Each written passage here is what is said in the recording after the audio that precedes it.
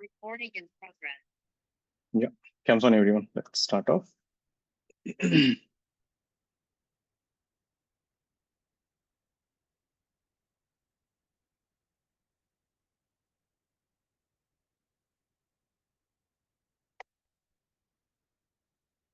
last thing we did was Poiseuille's equation. Hope everyone has gone through this.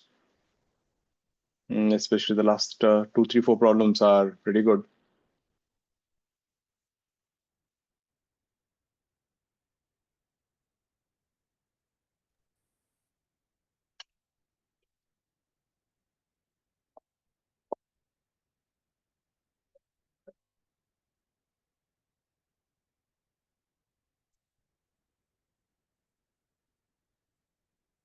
Let's go ahead.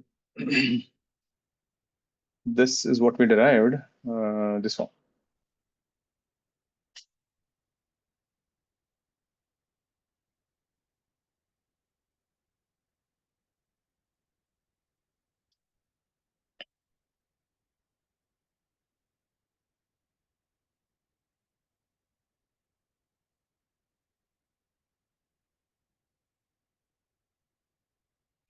So this Poiseuille's equation, which is volume per second, is given by delta P pi r power 4 by 8 eta L. Now this thing, if I rearrange this a bit, you will see this is volume per second is delta P by 8 eta L by pi r power 4. You can see this kind of resembles Ohm's law, where I is equal to potential difference delta V by resistance R. Now, this is what I keep telling you every time. Max doesn't care whether you want to call it V or P or T. It could be temperature difference. So this is your pressure difference. In case of heat transfer, if you remember in conduction, this was temperature difference. Max will simply say you started calling, V in terms of P just because you change the variable. Why will the equations change? This is your voltage difference.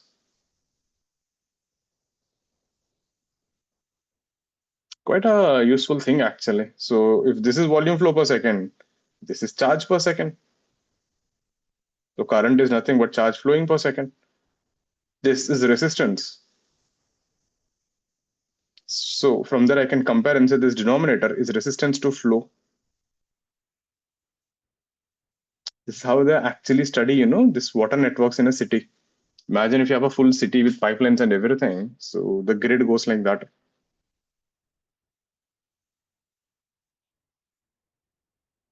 You will see the problems will look exactly like again conduction. The resistance to flow is given by 8 eta L by. So longer the pipe, more resistance. Bigger the radius, the better. Lower the resistance, more easily it will let it flow. That means if you have a pipe here of length L, radius R, filled with a liquid eta, you can replace this with a resistance R, which is 8 eta L by pi R power 4. And volume per second is given by pressure difference by R equivalent. So just like resistance is series, parallel, which everything you did in conduction works. Have a look at this. You can note it down in case you don't remember this formula, Poiseuille's equation and the resistance.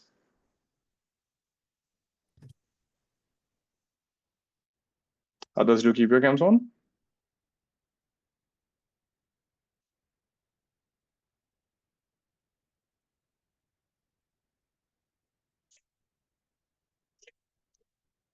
Any doubts on this?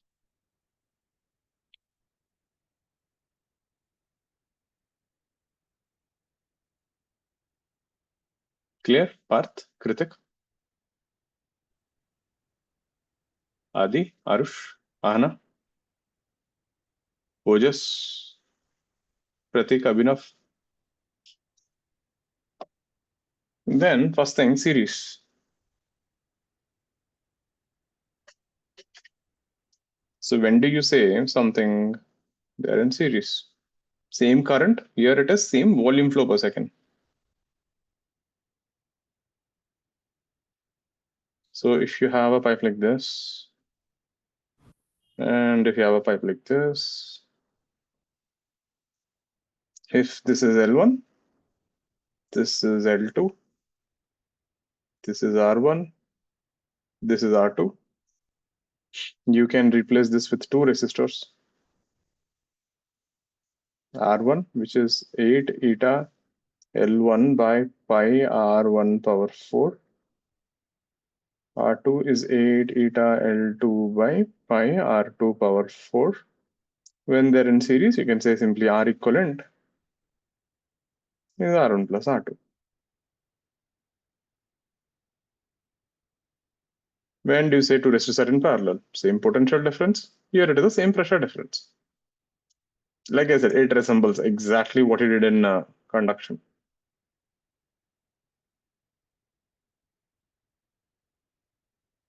So if you have a pipe here and if you have a pipe in parallel, if the pressure is P1, P2, if this length was L1, R1, this was R2, and this was L2,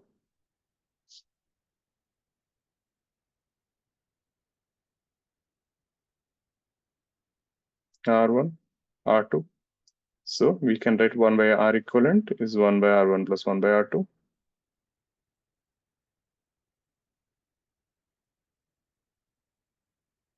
R equivalent is R1, R2 by R1 plus R2. And then we have our Wheatstone bridge. Hope everyone remembers what is it.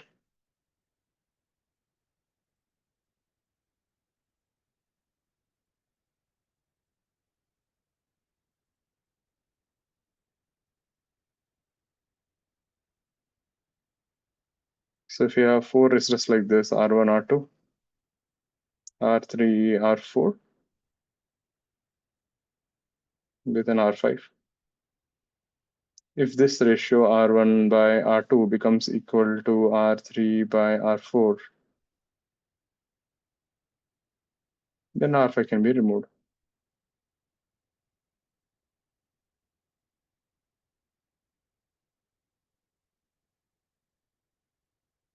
Your circuit becomes like this.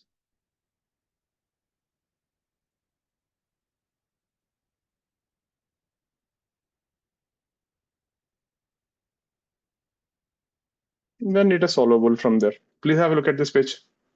This is a repetition of conduction.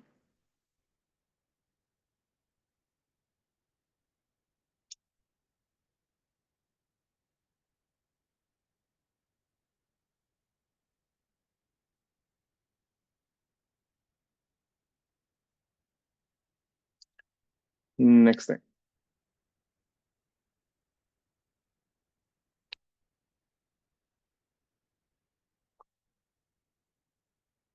Any doubts on this page?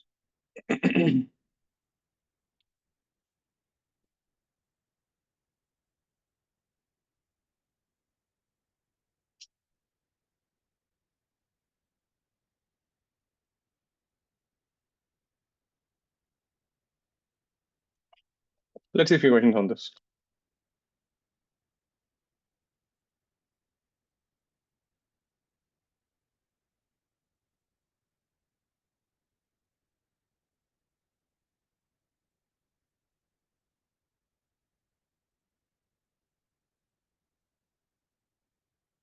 So if you have two pipes here, length L, let this radius be 2a, let this radius be a, this length is also L. Liquid is eta. Here the pressure is 2p naught. Here the pressure is p naught. This is your interface. Find R equivalent. Find the volume flow per second. Find pressure at interface.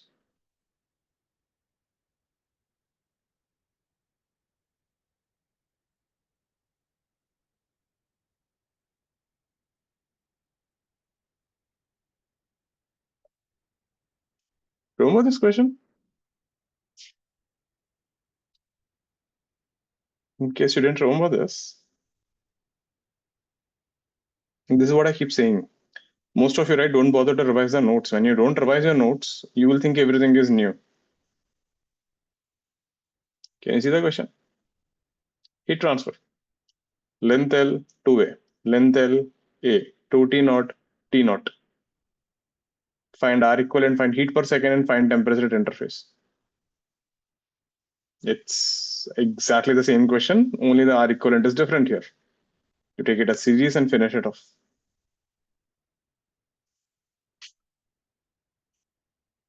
Get the pressure at the interface.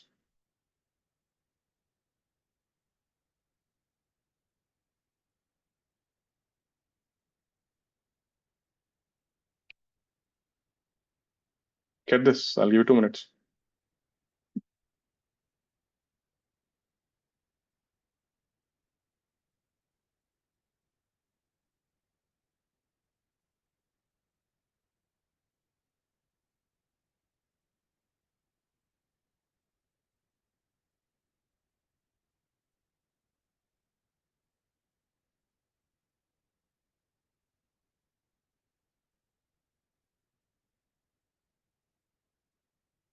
Okay.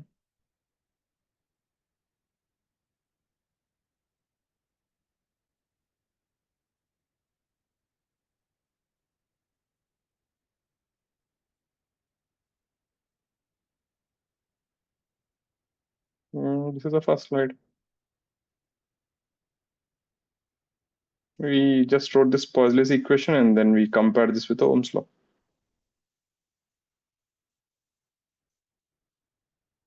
Thank you, sir.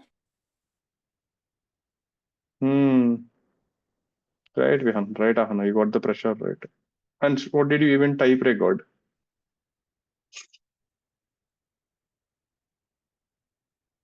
What did you even type? मतलब तू सोचो ना logically. Whatever you typed, can you see anything like that here? B क्या होता है बताओ? I know you are using some kind of code language, but use the normal human language. This is generally, uh, this Alexa and all this stuff is their AI. If you make two AIs talk to each other, you know what happens? They start speaking in a new language called gibberish. We don't understand. They talk in a something completely different language, which is more efficient. Machines do understand that faster. They can compile faster, it seems. They tried this with two different AIs. So, meaning, see, one AI thought the other was a human, the other AI thought that was a human. So, initially they started talking, and after some time, they figured out both are AIs. And then they said, yeah, English is pretty inefficient. They created their own language and they started talking. That we couldn't understand. And in that particular language, when they're talking, the processing power was much faster than when you take it in English. And we still don't know what is that language. So let's keep human language for now. They did that on their own. You should search for it. I think there is a name given for that language. Someone called it gibberish because it looks completely, you don't understand it. It's just frequencies. Anyways, let's see what to do with this. Yeah, the answer is 33 P naught by 17. So replace this with the resistor. What happened, Arya? Nothing, so. Okay. You said ना sir करके मुझे लगा ऐसा कुछ movie में होता है ना villain shouts hero shouts on the villain ऐसा मैं मार दूंगा मुझे I think I read it in that voice like sir करके I said क्या हो गया उसको ठीक है so if you take the first one as a resistance 8 eta L by pi 2a power 4 for convenience I'll call this R R2 will be 8 eta L by pi a power 4 this is 16R so R equivalent will be 17R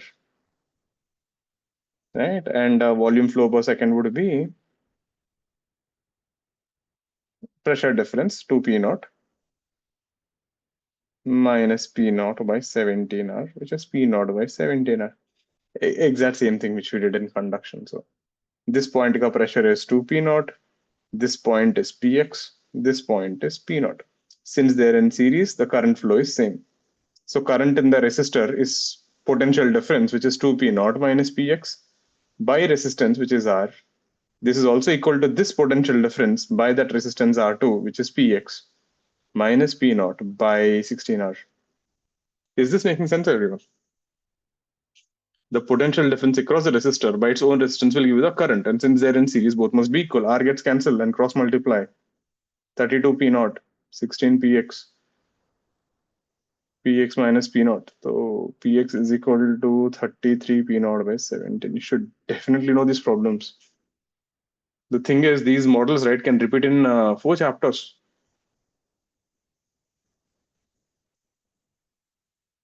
Right, so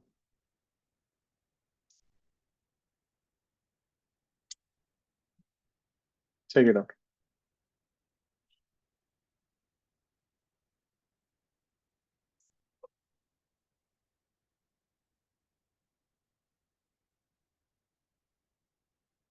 Next one. Any doubts on this? Clear na? Soham, Ojas, Sharman.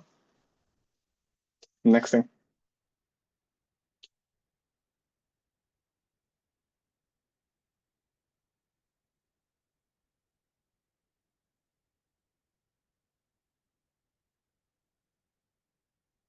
So we have a pipe like this.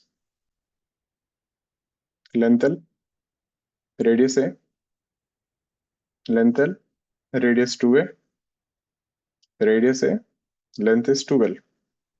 Remember this Y shape? This is point A, this is point D, this is point B, this is point C. Here pressure is 3P naught, here pressure is 2P naught, here pressure is P naught. This question is very important. I told you the last time also. This will come 4 times. This is the second time you're seeing. And the reason why it becomes important, see, you'll be giving mains 1, mains 2, bits 1, bits 2, CET, right? Manipal, Vellore, UGE exam, advanced. So you'll be giving almost, 9 to 10 exams. And when something like this comes in 4 to 5 chapters, you will see this question in one way or another in some exam. So you need to think that way, overall picture, right? Things become important. So find pressure at D and the volume flow in each section.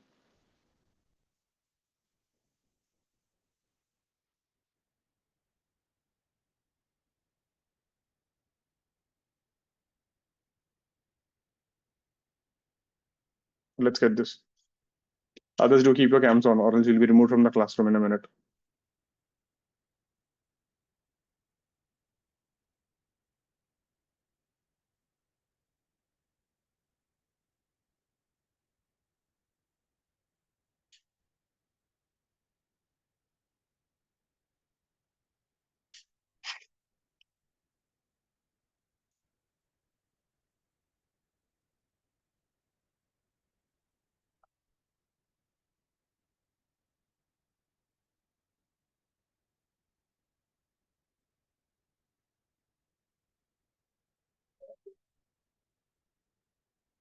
Just get this. I'll give 2-3 minutes. Find the pressure at D. That is the main thing. And again, in case you don't remember, there. This was the question.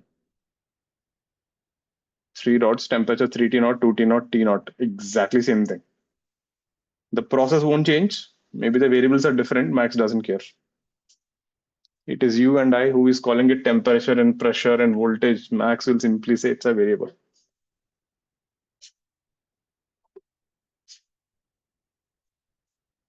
And that, way of thinking helps a lot. I have seen in physics, right? At least in 11th and 12th only. You'll be able to solve certain circuits in, current and alternating current using spring and blocks. Just because the equations look same, you will get the similar answers. 51 P naught by 33. 50 P naught by 17. We have 2 different answers. 71 P naught by 35. That looks, I don't know, the feeling could be right. You have 3 different answers. Definitely 2 of you are wrong. Another 30 seconds and I'll show you the D part. So pressure at D. Try. I'll give a minute more. It involves little working. Check your calculations. It is R power 4. Maybe you did that mistake. Could be anything.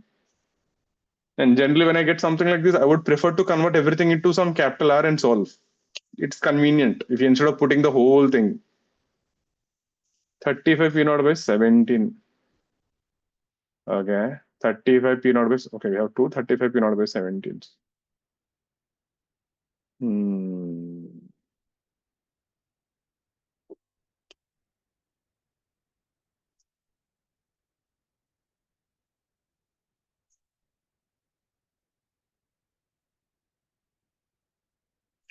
Let's see.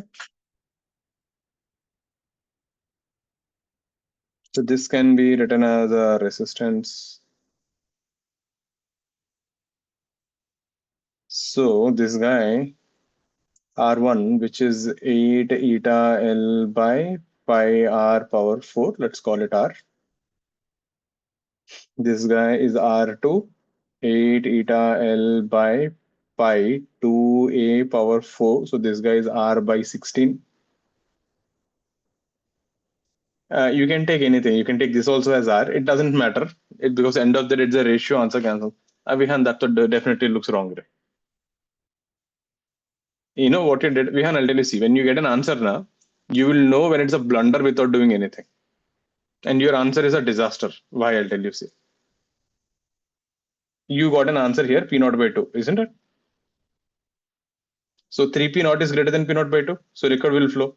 2P naught is greater than P naught by 2, liquid will flow. P naught is greater than P naught by 2, liquid will flow. Where is it coming out from? Make sense? इतना तो पता है boss, answer should be at least greater than P naught. Somewhere it should get out, right? This is what I was saying. Sometimes when you see options in an exam like CET, you can see disasters. At least you don't do that.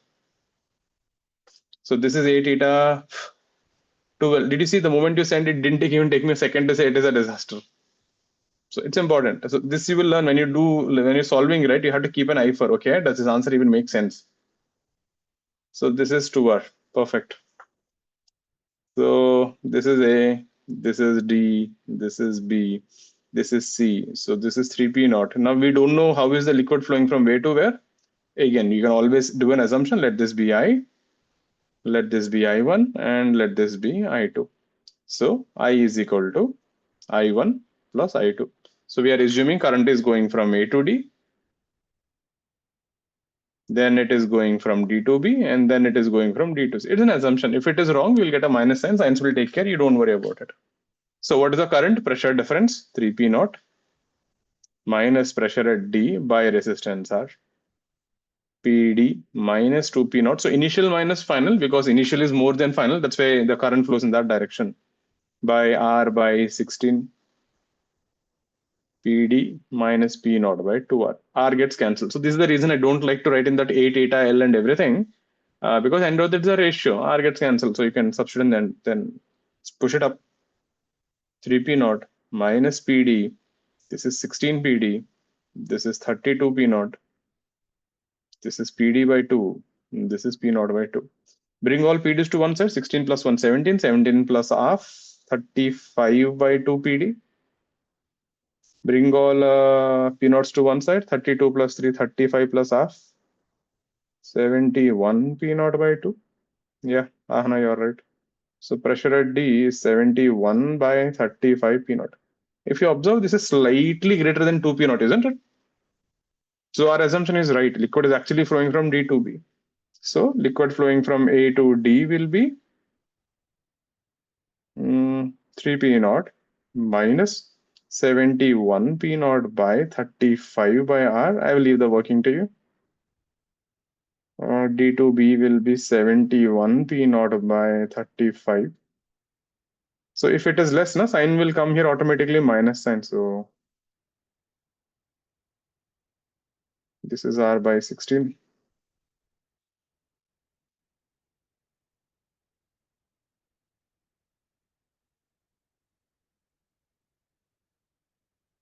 There. If you substitute that, you'll get the volume flow in each pipe. Have a look at this similar problem. Again, you'll encounter the same problem again in capacitors. Any doubt on this? Any step you're not convinced, please ask.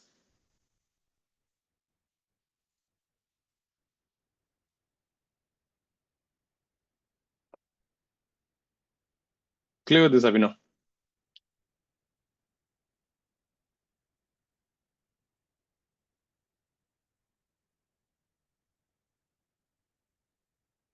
Soham, Parth, Nikhil, clear with this? Daksha, Arnav, clear. Others, got your mistake? Where did you mess up the calculations? Kritik, clear with this? Ojas, next one.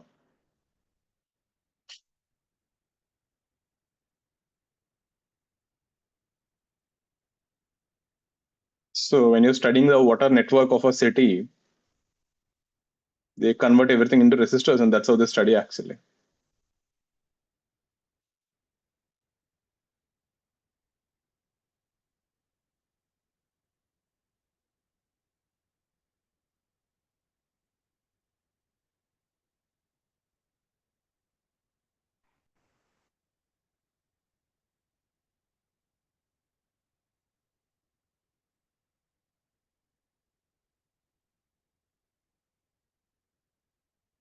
So here liquid is flowing through the pipe like this.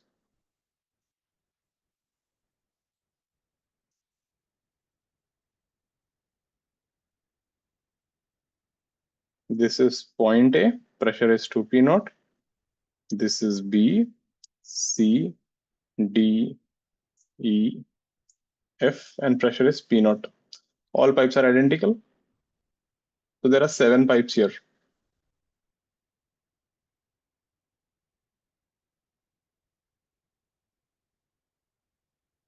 Length L and radius A. Viscosity is eta. Find R equivalent. Find the volume flowing per second. And find the pressure at BCD.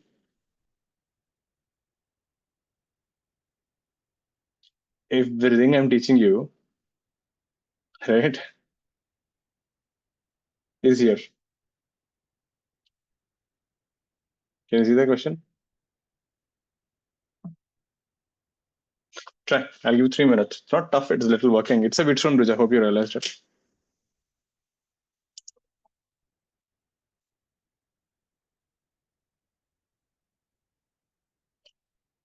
Get this. You got 3 minutes. I'm more interested in pressure at BCD. Give me those answers. Volume flow and R equivalent is fine.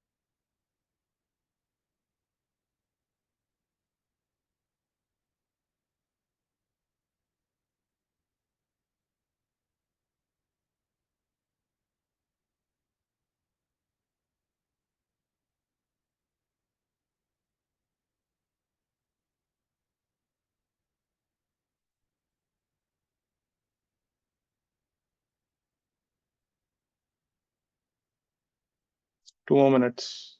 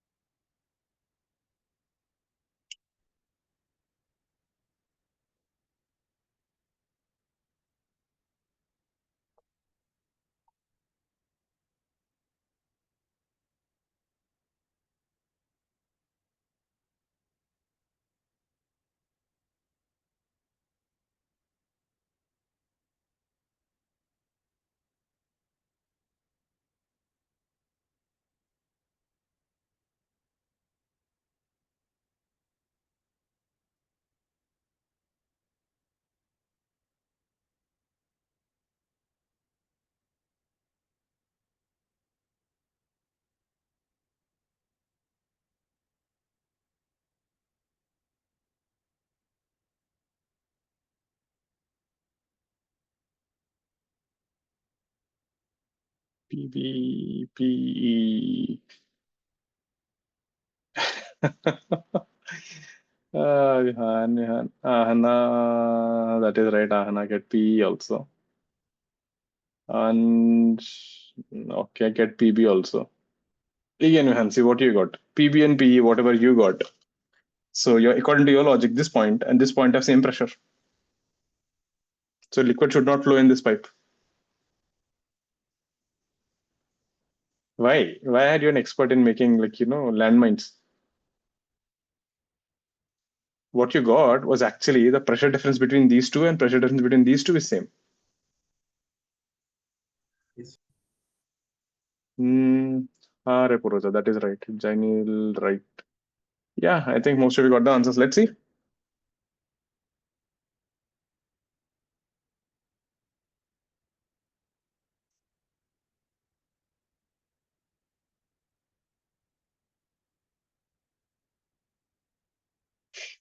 So this can be written as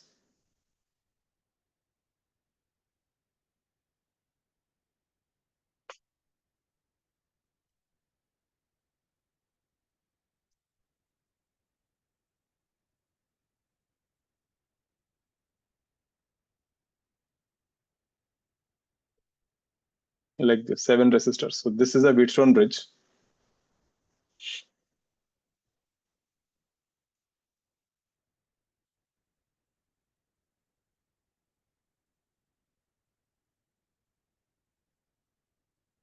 And you can also see by symmetry, C and D have same potential. So Wheatstone bridge. So here PC is equal to PD by symmetry. And that is the actual reason why you can remove that CD resistor. Therefore, CD can be removed.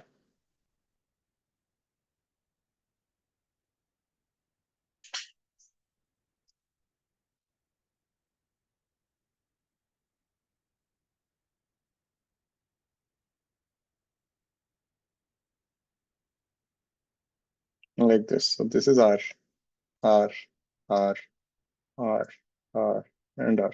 You can see these two are in series, these two are in series, and both are in parallel. This will become R, R, and R. So just for you to understand, I'll mark this whole thing in red. This is the red guy. The entire thing in the middle, that becomes R actually. And from here you can clearly see R equivalent is 3R. And the volume flow per second is P naught by 3R, the pressure difference. Now here, if you look at the volume flow, so this point ka pressure is 2P naught. This is B, this is C, this is D, and this is F, and this is E. If you look at the current flow, if this is I, this will be I by 2, this will be I by 2, this will be I by 2, this will be I by 2, and this will be I. So current will split and will go there. Again, like I said, we did the same thing in there. So when you go from A to B, the current is I, which is PA minus PB, the pressure difference by resistance. But I know this is nothing but P naught by 3R. PA is 2P naught, RR will cancel, minus PB is P naught by 3. PB is 5P naught by 3. When you go from B to C, current has become half I by 2. Pressure is PB minus PC by R. This is P naught by 6R. You already know PB ka value, substitute here. You get PC is equal to 3P naught by 2. And by symmetry, this is also equal to PD. When you go from E to F, current is again I, which is PE minus PF by R is again P naught by 3R. Substitute PF there, you end up with PE is equal to 4P naught by 3. Clear?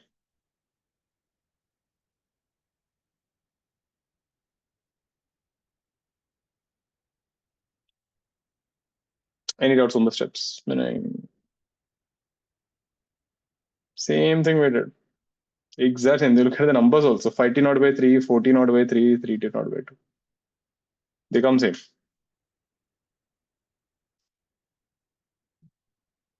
Any doubts? Anyone not convinced with this? Why did I write this? What is that? Anything? Yeah. Next one.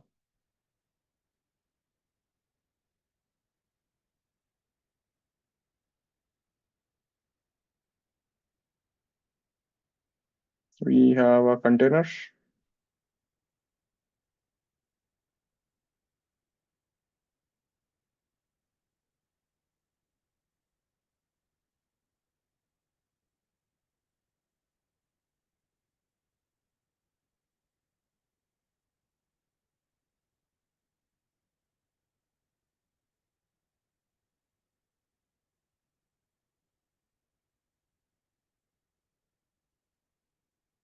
We have a pipe like this. This is filled with liquid.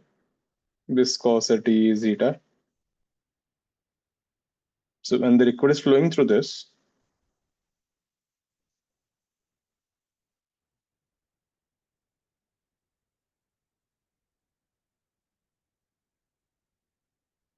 this is the heights. This guy is H1, H2, H3, H4, and H5. The distance between each section is L. This is L.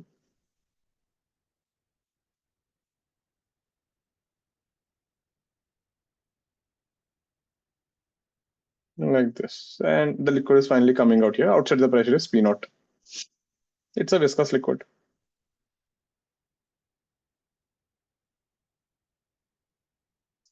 Assume the liquid flow to be small. Basically, I want it to be kind of like a steady flow there.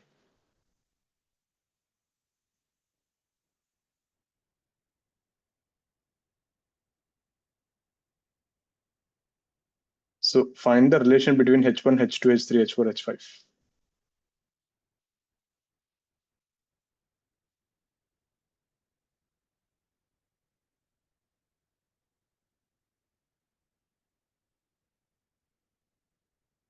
Now, if I had to ask a simpler question, if the liquid was non-viscous, if there is no viscosity, can you tell me what is H1, H2, H3, H4, H5?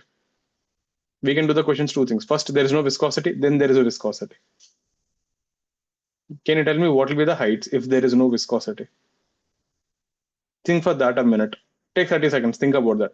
If there is no viscosity, what is H1, H2, H3, H4, H5? Let's work on that. Then we will see what if there is a viscosity. And you have to give me a reason. You just can't tell whatever you want. It is easy for me also to tell.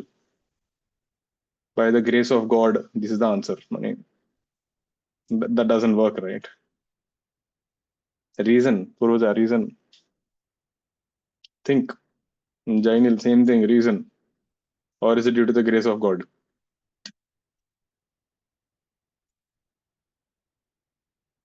Or you can say, sir, I don't believe in God, I'm a demon worshipper. So that is also fine. But again, that is answer is also not accepted. We prefer science, not dark magics and God and all. Okay, someone did say Bernoulli, but what do you mean by Bernoulli? Bas okay, ek word dal ke. You can just unmute and explain, Ansh, if you want. We're using Puruja, you also. Bernoulli equations if we can get the difference in velocity and pressure at the heights. You didn't tell anything. Hello. हाँ मतलब I know whatever statement you said ना this thing looks exactly like Hindi serial में dialogue होता है ना same thing मतलब कुछ समझ में नहीं आया but I know you said something. Vihan, explain.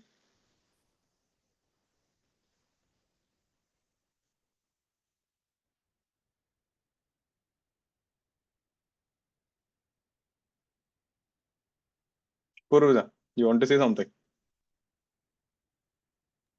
Sir, they do have the same cross-sectional area, no?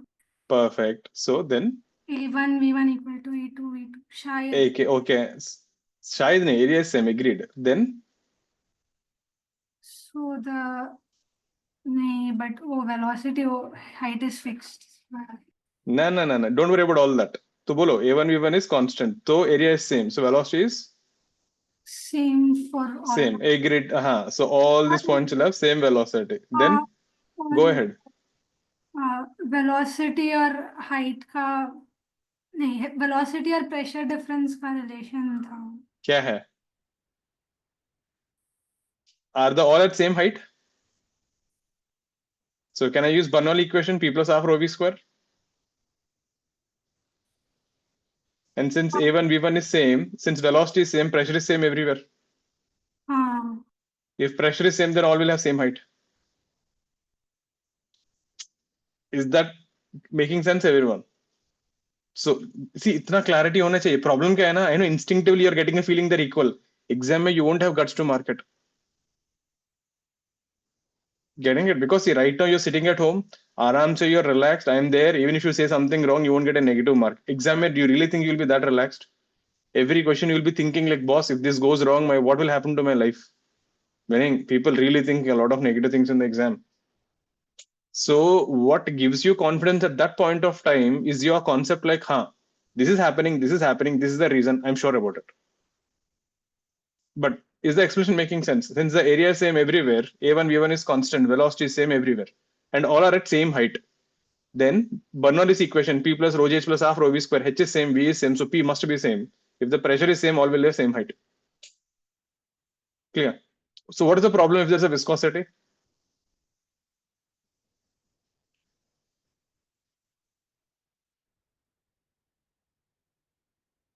Jainil, what is the problem if you have viscosity? I don't want an answer, Ray. Answer aayega. You're missing the whole point. Friction, so that is there. Viscosity, so go ahead, say something more, better, but don't just give single word answers. You have to give an explanation. Is that how you talk to yourself in the exam? I think this is the answer. Why friction?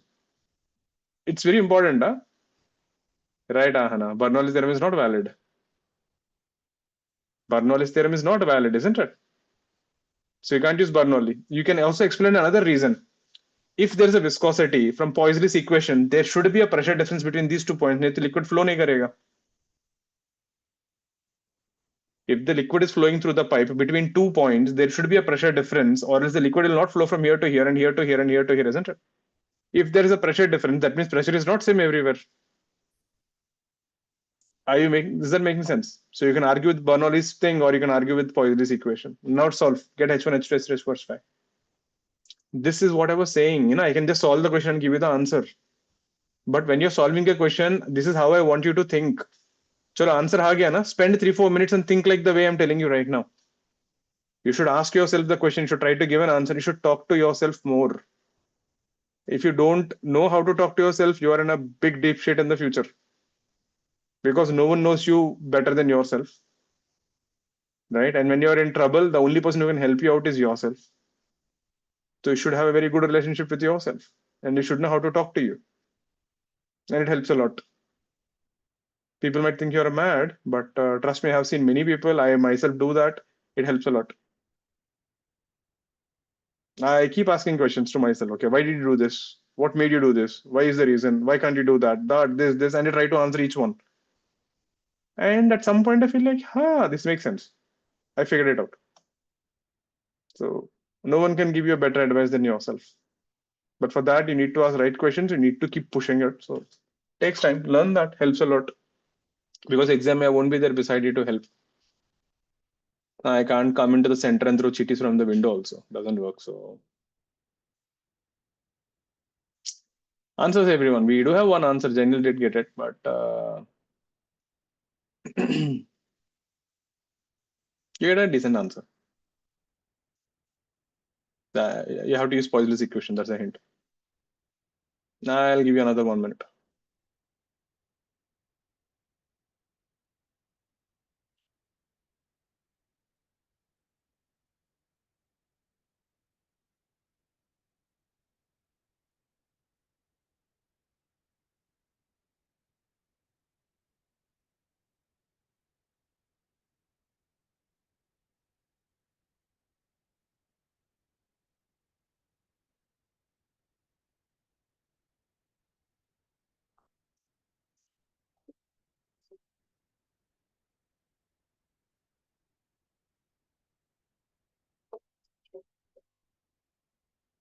So if you take this point as 5, 4, 3, 2, 1, and this is P naught. Now in the entire pipe, the liquid flow is same. So volume per second is same. So volume per second is what? Delta P, which is P5 minus P naught, right? So delta P pi R power 4, or you can just write the resistance 8 eta, length will be 5L. So you're taking from here to here. So what is this length?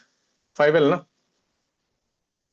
From 5 to outside, the length is 5L by pi R power 4. Similarly, when you go from 4 to 0, now that is also a Poiseuille's equation pipe, isn't it? Now the pressure difference is P4 minus P naught by 8 eta 4L by pi R power 4, because it's the same volume flow per second. Similarly, P3 minus P naught. Everyone should be sure about this thing. Please ask me if you're confused how I'm writing this. Pi R power 4. So I'm taking from 3 to 0, 2 to 0, 1 to 0. So it doesn't matter from where you take, the amount of liquid flowing per second must be same, because inflow is equal to outflow. Equation of continuity is still valid even if there is viscosity, because it is based on law of conservation of mass. Inflow must be equal to outflow. It doesn't matter if you have viscosity or no viscosity, because whatever is going in must come out. Bernoulli's won't be valid because that's based on energy conservation. P2 minus P naught by 8 eta 2L by pi R power 4. P1 minus P naught by 8 eta L by pi R power 4. And from the height we know P5 is nothing but P naught plus rho GH. P4 is P naught plus rho GH4, and so on. You can substitute them. So basically P5 minus P naught will be rho GH5. So all the numerators becomes H4, H4 and everything. So P4 minus P naught will be rho GH4.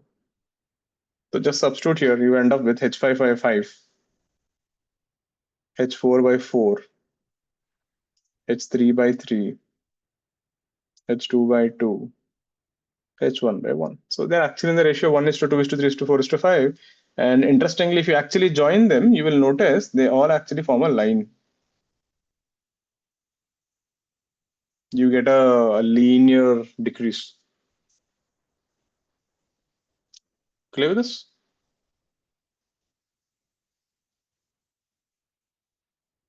You get a straight line. If you join all the heights, you get a straight line.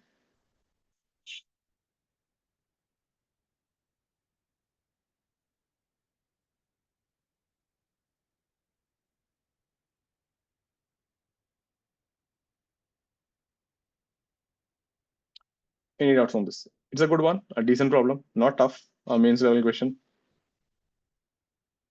Based on Poiseuille's equation. That could be a really good question. Like, if it is a more than one choice question, I'll ask you that. If there is no viscosity, what is the relation? If there is viscosity, what is the relation?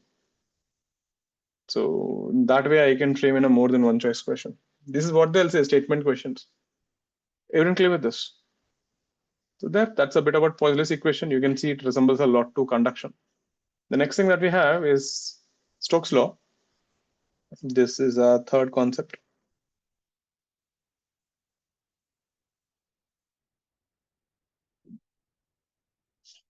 So this is an experimental one. So what Stokes' law says is viscous force on a spherical body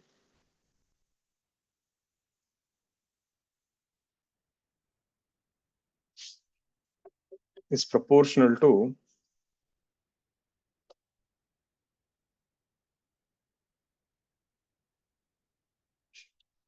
its radius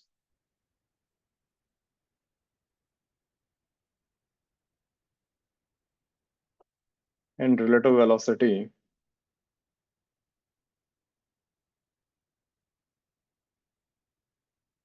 of the body with respect to the surrounding liquid. So in this, if you see, there are two things here. One thing, this is only valid for spherical bodies. If the shape is something, you can't use this. Second, the viscous force does not oppose your velocity. See, this is a mistake many people think of. People think viscous force, friction, all this oppose the body ka motion. They don't oppose your body ka motion. They always oppose relative velocity. And this is an example I keep giving you. Imagine you're going in a Mumbai ka local, you got down at the platform. And if you walk slower than the crowd, what will the crowd do to you? The crowd will actually push you forward, isn't it? They're not resisting you. You're getting it? But if you go with the same speed as the crowd, what happens? There is no force. If you go faster than the crowd, then they'll push you back. So the job of that crowd around is not to stop you every time. You're getting the catch? Most people think like this. If I'm going in a crowded place, crowd is trying to stop me. Nah, crowd is not trying to stop you. If you go slower than the crowd, see what happens. They'll push you ahead and go. They're actually giving you the motion. If you go with the crowd, there is no motion, there is no opposition. So viscous forces, frictions, right? They don't care about your individual velocity. What they look at is the opposition to relative velocity. Getting it? That way. Meaning, if you see philosophically, right, humans, we don't cry because we are poor. We cry because we are more poor than our friends and our relatives and our neighbors. Right? So it is always like that. It is always a relative comparison. So the best way to, go ahead with that is not to compare with others, but compare yourself with yourself, how you are last month and how you are right now. That would be a very fulfilling thing. The most difficult person to impress in the world is yourself because you know your faults well. You stand in front of the mirror, you look at your skin and say, oh, there's a pimple here. Oh, here my skin is little dark shade. Right? And you are very conscious, like, oh, this pimple, everyone must be thinking it looks so ugly.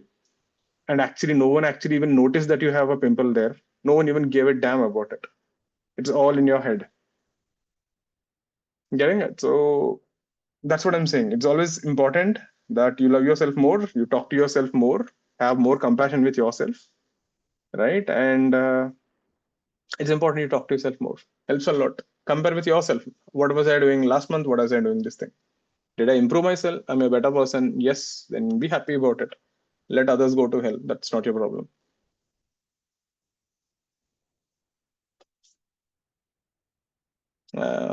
So this viscous force was given by 6 pi r eta v relative.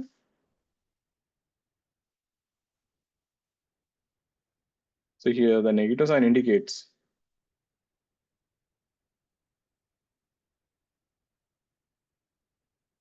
opposition to relative velocity.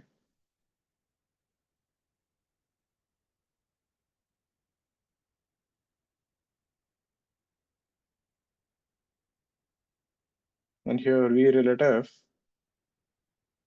is v bar minus u bar.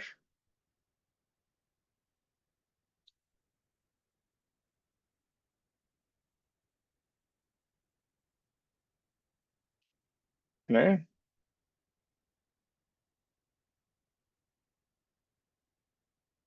So what does I mean by this? So for example, if this is going with v, and let's say the surrounding liquid is going with 3v. Now, if I ask you to find the viscous force, so F viscous force minus 6 pi r eta v minus 3v, this actually becomes plus. So the viscous force is actually acting in the forward direction. Clear? There, that's your third formula here. The first one was the Newton's law of viscosity. F is equal to eta a dv by dz. Second was the Poisson's equation. Third is the Stokes law. But the problem, this is only valid for spherical bodies. Check out this page. You can note it down if you want.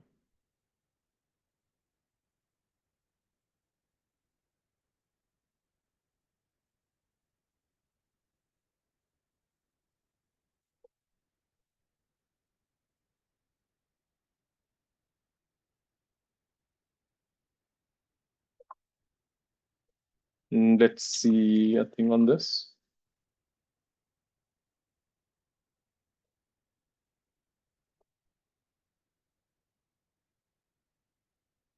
Terminal velocity of a uniform solid sphere.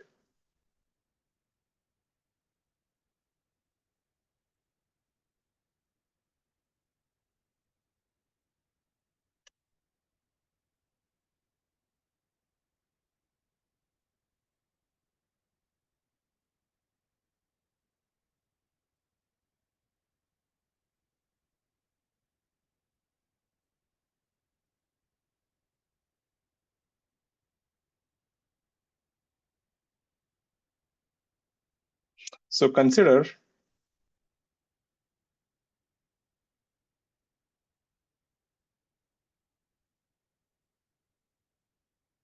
solid sphere of radius r,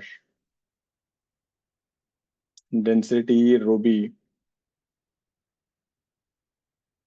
released into a liquid.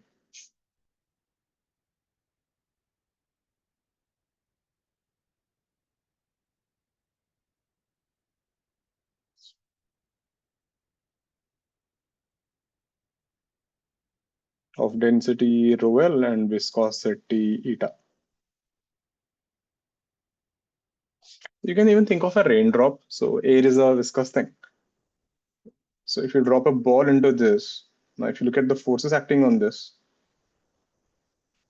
how many forces are acting on this ball?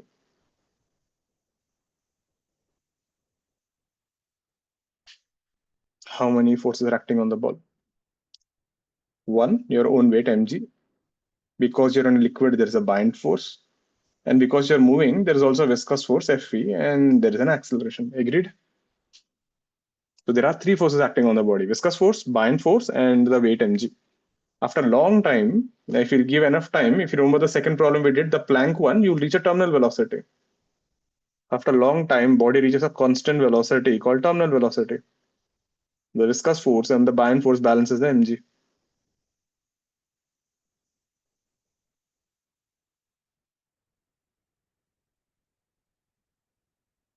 So this velocity is called as terminal velocity. So therefore, at t tends to infinity, acceleration becomes 0.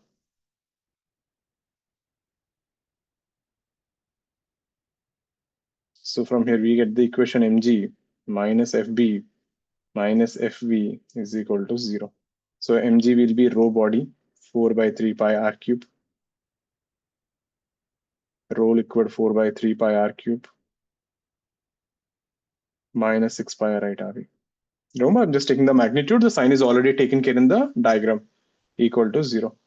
If you solve this, you end up with V terminal is 2 by 9 eta r square g rho b minus rho L. I'll write in the next page, but should definitely mug up this result.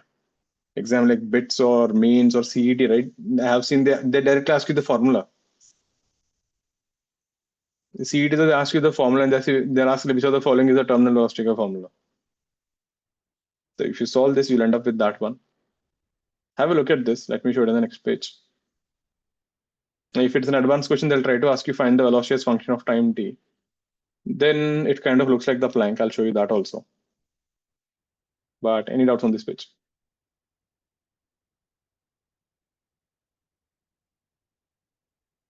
So if I write this again, so V terminal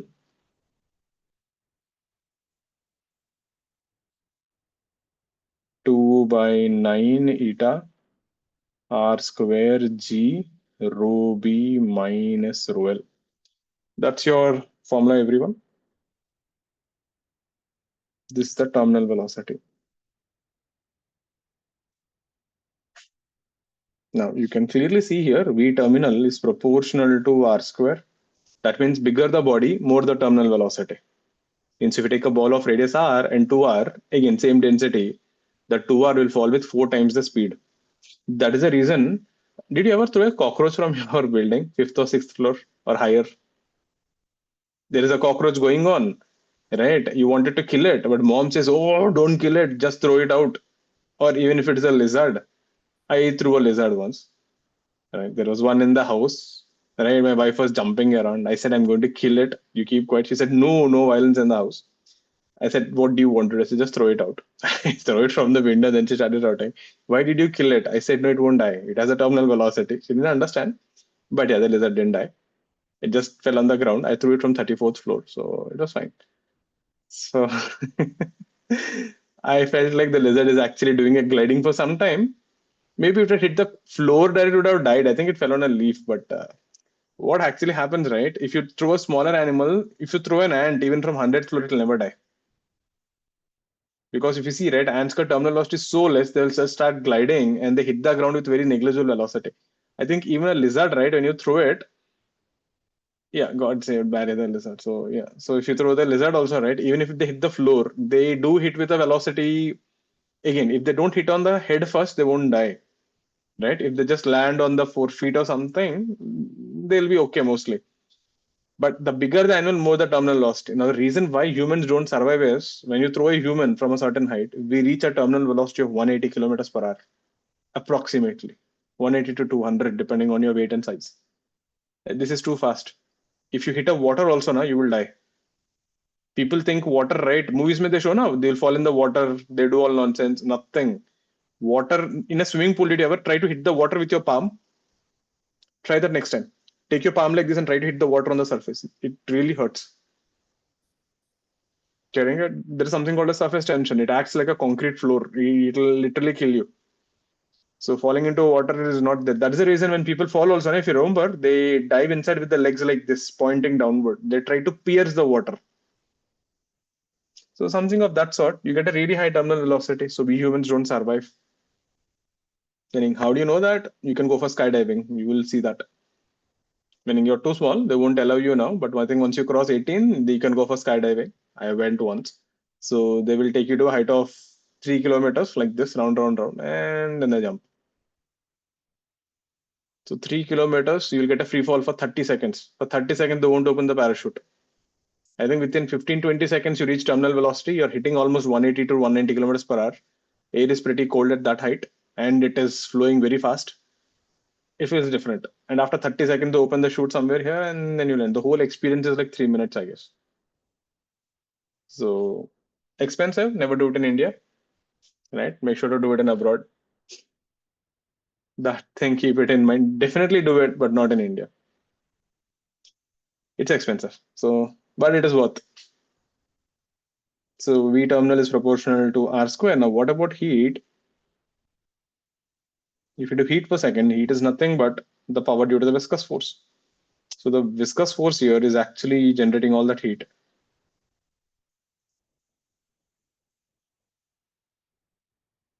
Which is a F into V terminal. But I know F is 6 pi R eta V into V. So we get heat produced per second is proportional to R into V square, which is actually proportional to R power 5. Now, these results are valid when density is constant.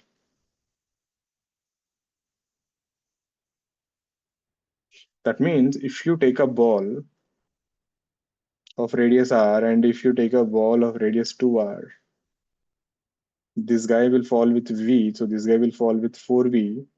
And if this guy produces heat H, this guy produces 32H. A pretty rare function, power 5 in physics. We got power 5. Anyone remember where? Wien's displacement law. E peak is T power 5. Right? So, but in case someone asks you, right, Borutai, then if someone asks you to find as a function of time t, then what you do? The equation would be mg minus F buoyant force minus F viscous force is mass into acceleration. So this guy would be mg minus Fb minus 6 pi r eta v is equal to mdv by dt. So this will be dv. It looks bad, but it is actually pretty easy to solve. It's just a longer integration. V is equal to dt by m. So this can be written something like dv is equal to a minus bv is equal to dt by m. And when you solve this, you'll end up with a is equal to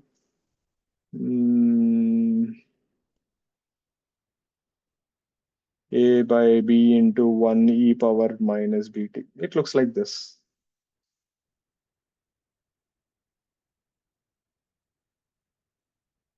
This is exactly the Plancke problem.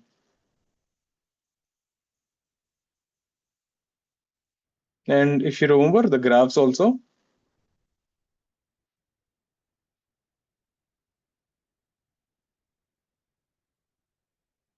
bt graph,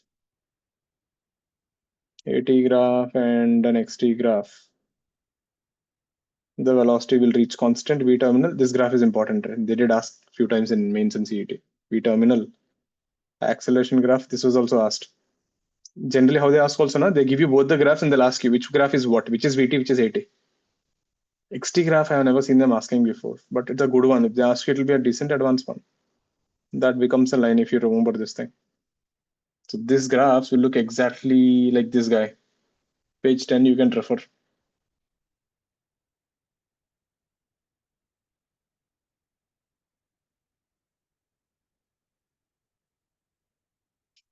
So if at all they ask you graphs, these are the graphs. So these are some standard results, but I won't recommend you to buy hard them, because I'll show you where if you mess up the density, the results won't hold.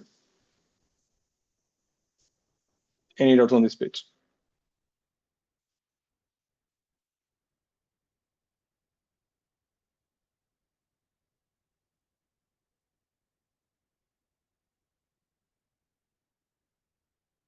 Clear?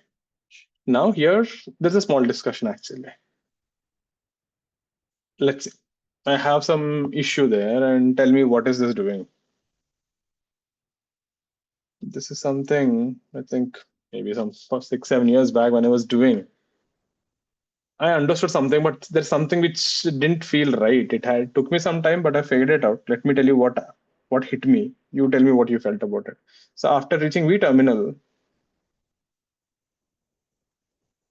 it's an important concept. So let's say the body has reached V terminal. So once you reach V terminal, your speed has become constant. So if you look at the forces on the body, you have your mg, you have your bind force, you have your viscous force, your acceleration is 0, and your velocity is constant. Great. That means for the system, the kinetic energy is constant, it is not changing. But since it is sinking, potential energy is decreasing. That means every second you're losing energy, isn't it?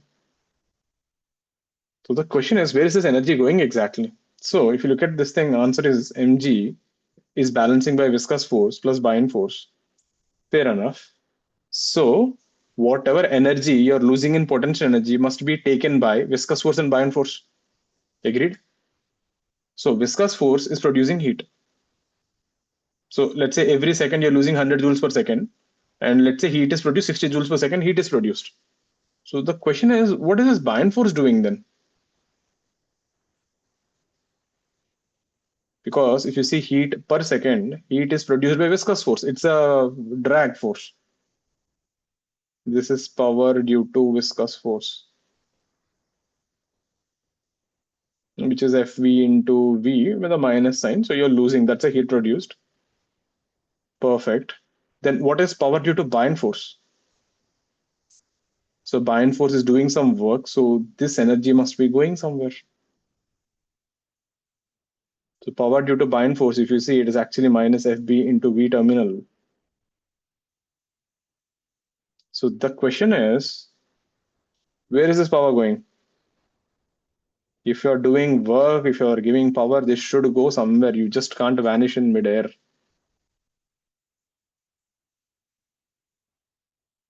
You're getting the argument? Every second you're falling with a velocity v, you're losing height. So normally when you lose potential energy, you gain kinetic energy generally. But here the kinetic energy has become constant. So the system, the body is not gaining kinetic energy. Fair enough.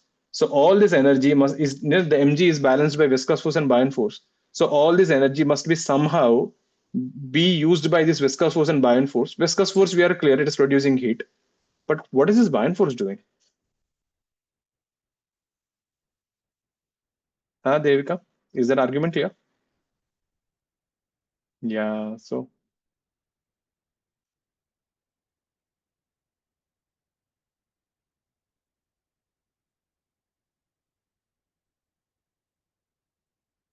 anyone, what do you think? I'll give 30-40 seconds. Absorbing the heat produced by this, that doesn't make sense, right? It's like this, Repuja. You and I are there. Someone is giving 100 rupees. I'm the viscous force, you're the bind force. Okay? I took 60 rupees. You took 40 rupees. You're getting it? I'm asking that 60 rupees I wasted the money, I produced heat. The question is, what did you do with your 40 rupees? Did you get the question? You are not taking anything from me. I am different, you're different. I got 100, we shared 60 and 40, I made heat. What did you do with your energy? It goes into the energy. But see, Ansh, why heating liquid above, that heat is produced by viscous force only, right? Buoyant force is not a drag force. Buoyant force is not a dissipative force. The only guy who can produce heat here is viscous force. That guy will dissipate energy. Work done in displacing the liquid above. Okay, what do you mean by that? Can you explain the in better words? I think you might have got it, but do you really understand what do you mean by that? Try to put some words and explain. No? You can unmute and tell me. So what I was trying to say is that as the ball or spherical object moves downwards, उसके नीचे का liquid should go up, right? It has to go somewhere. Agreed. Right. So to the work done to move that liquid below the spherical ball to above is uh, what do you say is the power. So the power goes. So, no, I'm understanding, but are you convinced with your argument? Like you're completely satisfied, like, huh, this is what is happening. You're not wrong. You're not wrong. What you're saying is making sense, but you can make it even more clear. But are you completely convinced, like, huh, this is what is happening? So when I'll ask you this way, see, when I say I'm giving you work, means I'm giving you energy, that energy should go in the form of either potential or kinetic. So when you say I am giving the energy to push the liquid in front of me, this statement, what are you giving to the liquid exactly? Are you giving potential energy or kinetic energy? End of the day, see, no matter what you do, it comes down to these two energies only, right?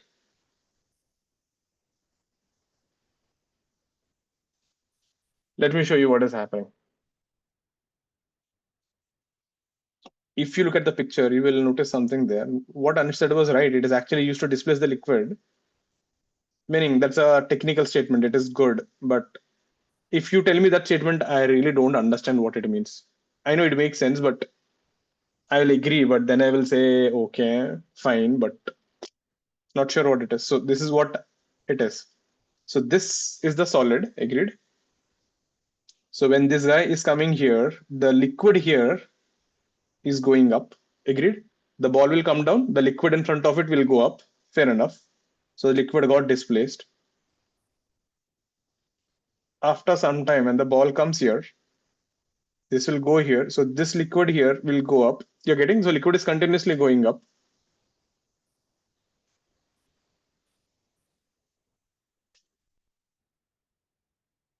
This I hope everyone understood. Now, what I'm asking is just to draw the FBD of the liquid only. Don't draw the ball, just draw the FBD of the liquid. If I just to draw FBD of the liquid without that solid sphere,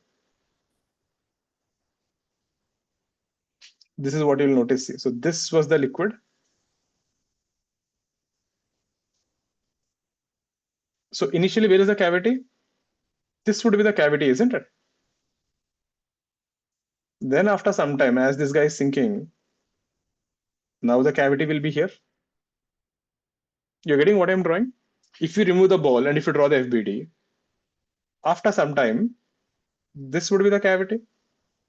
Now tell me, in this entire thing, did the height of the liquid change? This height of the liquid won't change, isn't it?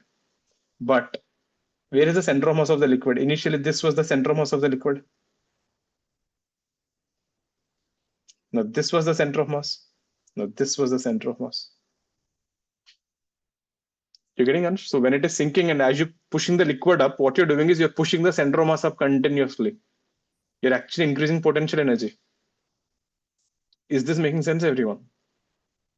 If you just look at the liquid as a system, you'll observe, everyone thinks like this, sir, but the height is not increasing. Agreed. But if you observe internally, right, the cavity is sinking and the mass is going up. The center of mass of the system is rising. This is what we notice. Center of mass of the liquid increases, it goes up. This is what the buoyant force is doing. It is using all its energy to increase the potential energy of the liquid. Therefore, potential energy of the liquid increases. So this can be asked as a statement question. When the ball is sinking, what happens to the potential energy of the system? Center of mass of ball plus liquid is decreasing because ball is heavier.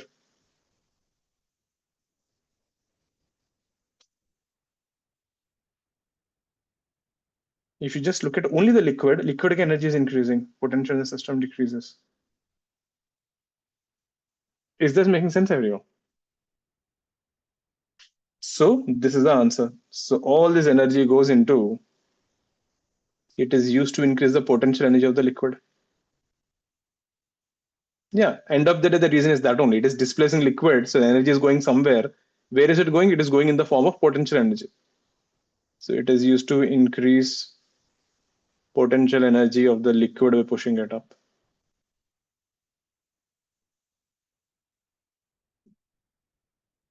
This would be a good one. Because most people will see when the ball is sinking, the height of the liquid won't change. Then they will say, if the height is not changing, why will the potential energy increase?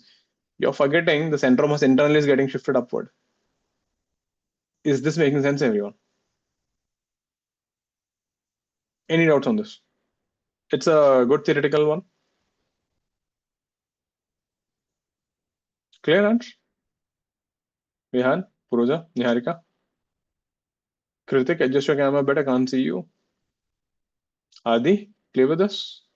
Arush, Arya, Arnav, Daksha, Soham, Ojas. Clear, Ojas? You look tired today. Let's see. Let's see one more question, and we'll go ahead with this. So this is the formula there. That's a good discussion, right? That could be asked in a matrix matching or a paragraph. As a second question, they could frame a question really good on that. Because most people, right, they know viscous force produces heat, but what is the buoyant force doing? It really looks confusing.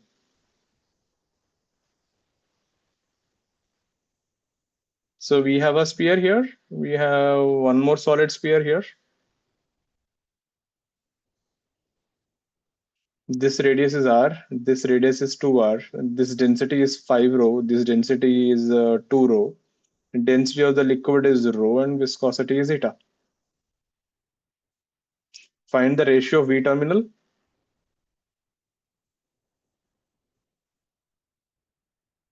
Now you can't use V is equal to proportional to R square. Density is not same.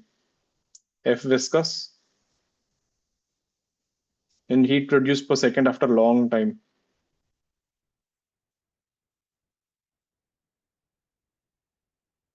This is what I was saying. If you just mug up the formula and go, you'll get wrong answers. That assumption, these things were derived when the rho b and rho b is same for both the bodies. Yeah, rho b is not same. Give it a try.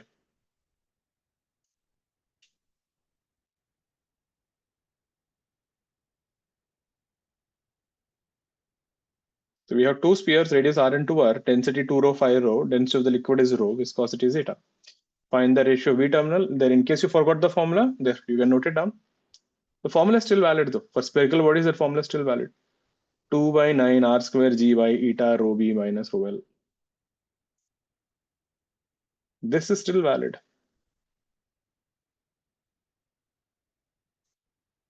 Copied, no?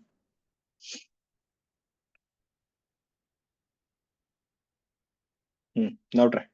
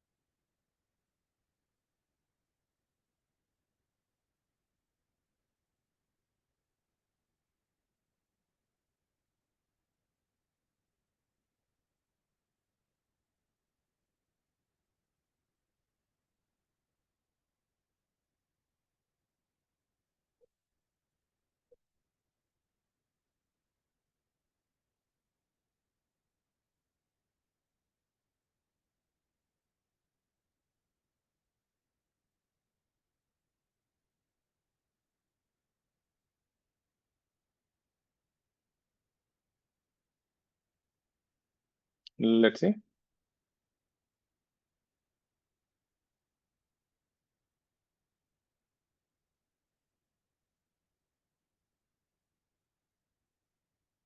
One is to 16. Okay, that looks right. Get the heat produced.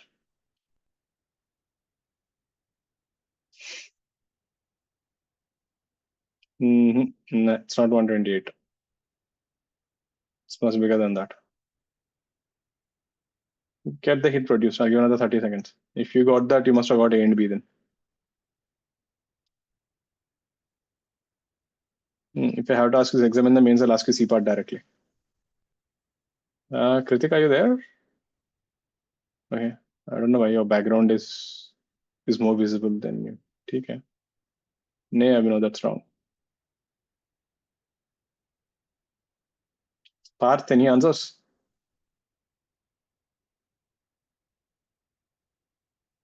Parth, are you there? Yeah. Can you try? I hope you're understanding, right? Everything?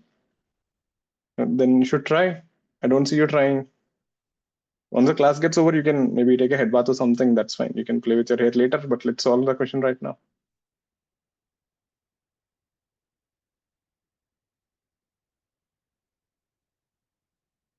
Right, Ansh. See. So V terminal is 2 by 9 eta r square g rho b minus rho l. So V1 by V2 is r square. So V is proportional to r square rho v minus rho l. So V1 by V2 is r square by 2r whole square. This guy is 2 rho minus rho. By this is 5 rho minus rho. This is 1 by 16. F is equal to 6 pi r eta V terminal. So F1 by F2 is R by 2R, V1 by V2, which is 1 by 32. Heat produced per second is F into V. So H1 by H2 is F1 by F2, V1 by V2. F1 by F2 is 1 by 32, V1 by V2 is 1 by 16, that's 1 by 512. Is that making sense, everyone? This is how they'll frame a question. They will not ask you V is proportional to R square. If you change the densities, this is what you do. Have a look at this. Check it out. Ask me if you're confused. All clear? Take a break. Come back by 7:06. We'll continue from here. Any doubts so far? Anything you're not clear? Please ask. So how did you get the ratio of V1 and V2? ये है ना? नहीं आएगा. This guy is 1:4. This guy is 1 by 4. But sir, that is terminal velocity का ratio. That only, na? After V terminal only. What did you find? नहीं, but viscous के लिए, F viscous के लिए. So this is also V terminal only, na? Meaning this is viscous was after a long time. Oh yes, sir. You can find only after a long time, na? If you ask me at time Yes. t, then we don't know. हाँ, वो F viscous के लिए I took it down. Yeah, ये सब after a long time ही लेना पड़ेगा. We can't solve. Yes, sir. Thank you. Yeah. चलो, come back by 7:06.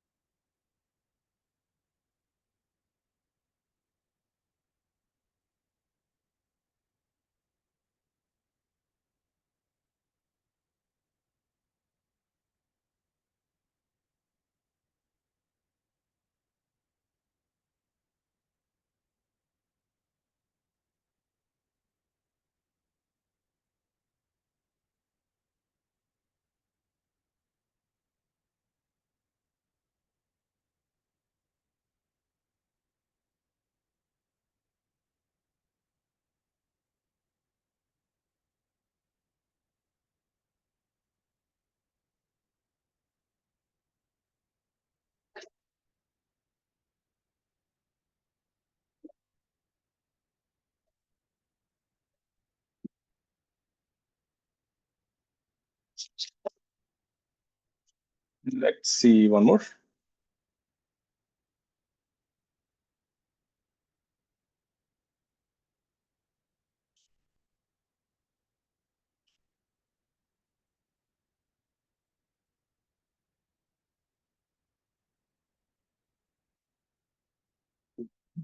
So let's say we have a sphere here.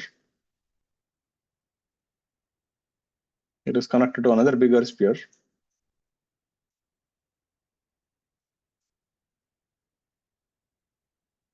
Density of the liquid is rho. Viscosity is eta. This radius is r, density is 2 rho. This radius is 2r and density is 2 rho, and these two are connected by a string. Now, just now we saw the bigger the body, higher the terminal velocity, right? That means the bigger sphere here will try to go faster than the smaller sphere. So the string will become tight and this will drag. So there will be tension in the string. So find V terminal. So these are solid spheres tied by a string.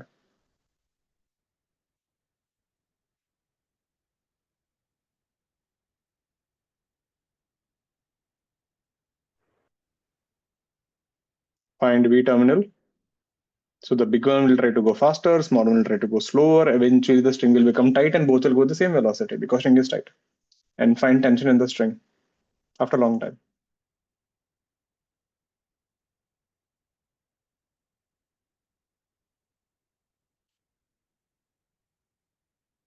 Let's get this.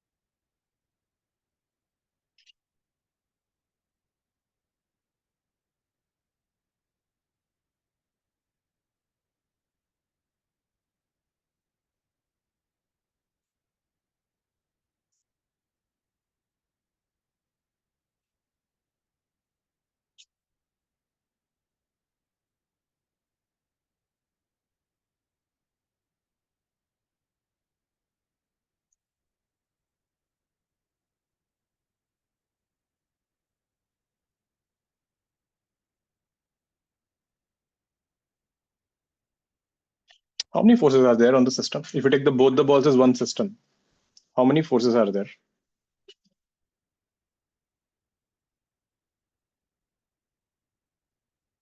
2 mg's,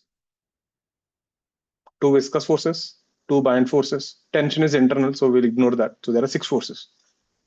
If you include tension, there will be 8. Right? Since it reaches terminal velocity, acceleration is 0, means it is in equilibrium. That's it. So end of there is an equilibrium problem. So write the forces, write the equation, solve. I'll give you a minute.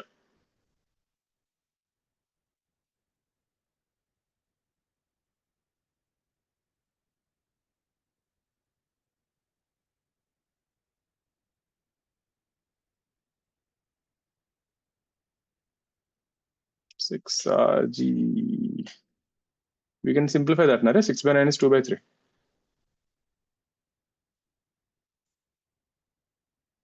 So look at this. If you write the forces, this is M2G.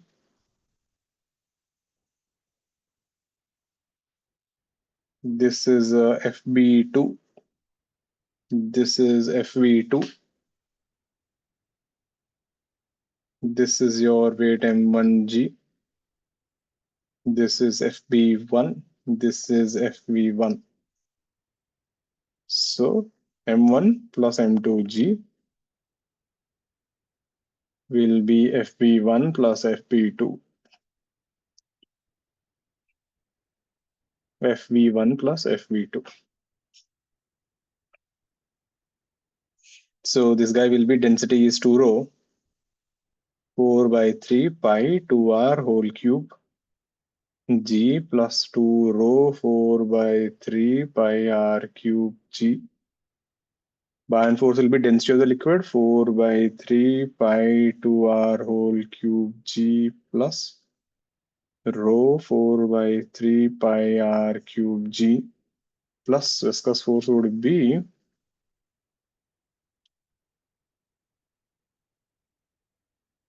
FP2 plus FP1.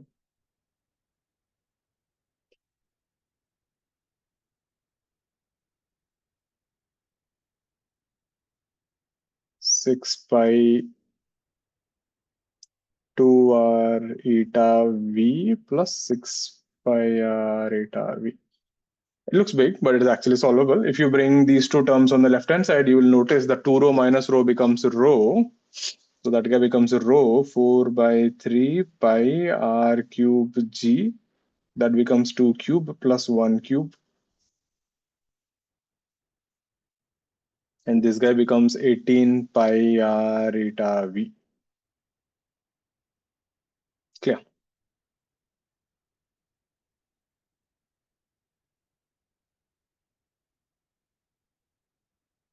And then you're done. So some substitute here. This guy would be rho, pi will cancel, 1r will cancel. That guy is 9. This is 18 eta v. 9 2s are 2. So v is equal to 2 by 3 rho r square g by eta. There.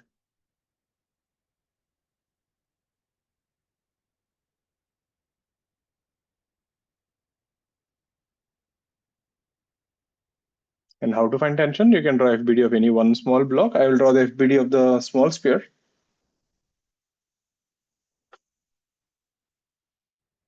Or the big one. And then you'll get tension plus FB2 plus FV2 is equal to M2G. You know everything here, get tension from here. You can take the upper one also, it would be the same.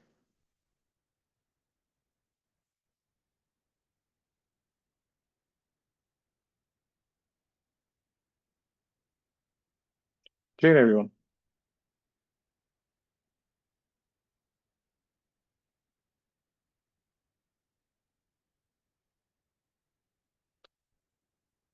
Tension will get negative, you can't get negative. Chance ही नहीं है.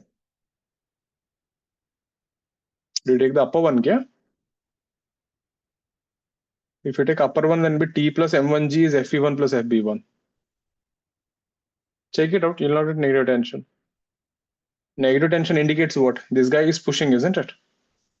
String has become loose, but we know the bigger sphere will have more velocity than the smaller one. So check your calculations once. It can't be negative. This is your V terminal. Is this clear, everyone? Clear? Let's see one more. Any doubts on this? Next one.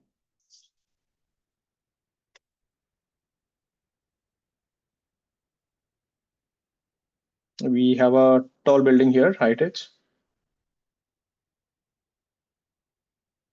We have a small sphere here projected at velocity u. Gravity is there. And also there is an air resistance, which we have ignored till now in kinematics. So let's say we have an air resistance, which is F is equal to minus kV bar. K is a constant. V is the velocity vector, meaning the viscous force is always opposite to the velocity. For example, at this point, if it is going V this way, then the viscous force Fv will be this way. You're getting it? So the first question, find velocity after time t.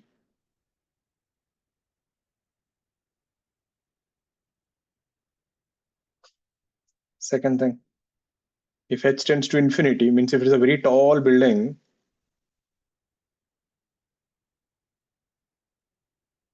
find range, means where will it land on the ground.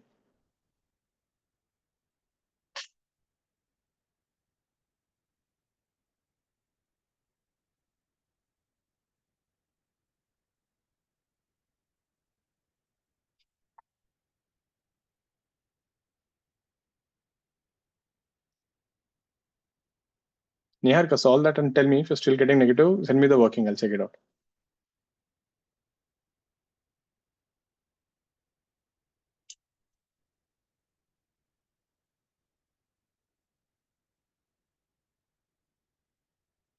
Think how will you proceed with this? It's a pretty good. It'll be a good advanced paragraph question or something. But technically speaking, it's not much of a physics. It becomes more of a maths. I'll give you a minute. Try to figure out the equation. You will need this in case you don't remember this. This thing I already told you at least 6 to 7 times by now. Dx plus ax plus b ka integral is 1 by a ln ax plus b. You will need this integration.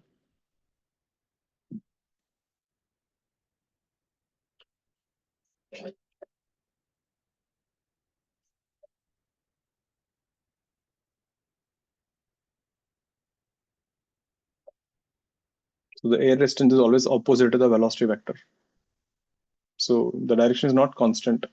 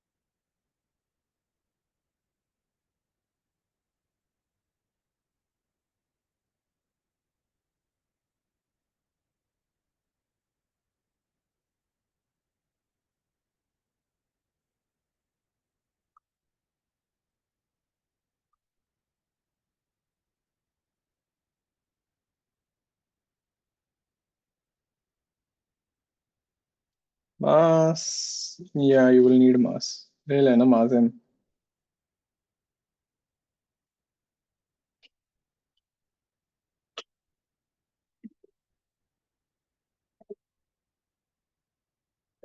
Let me help you with the equation.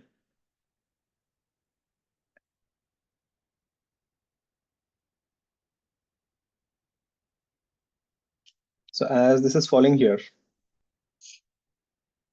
let the velocity be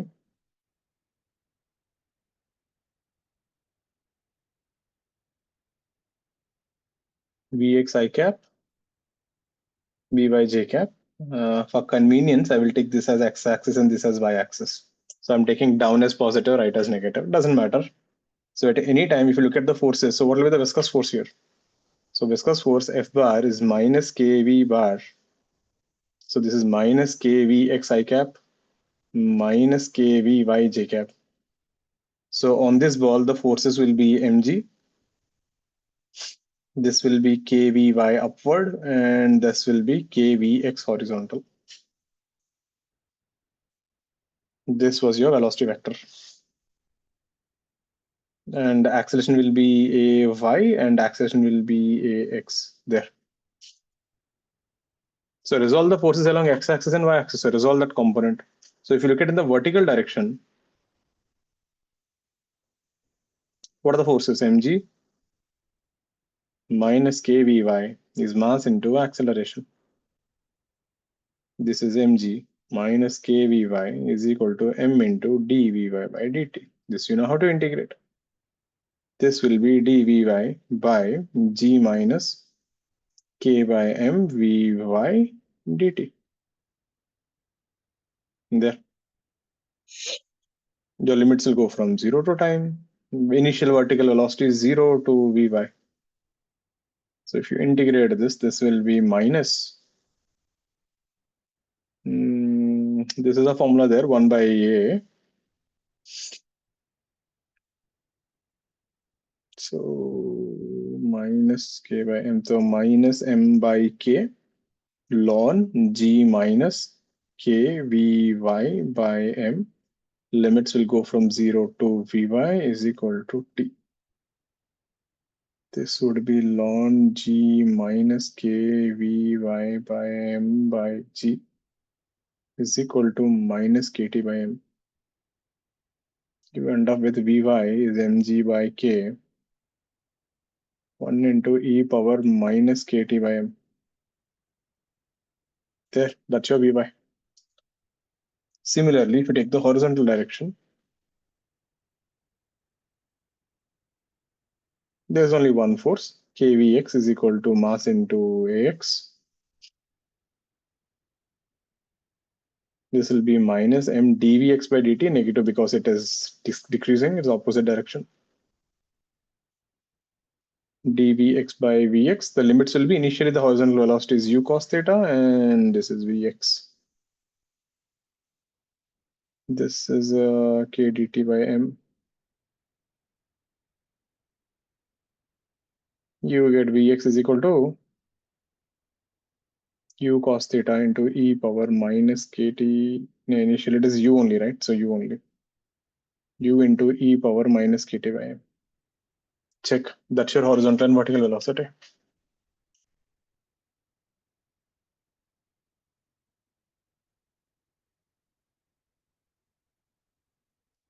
Check out the steps, everyone.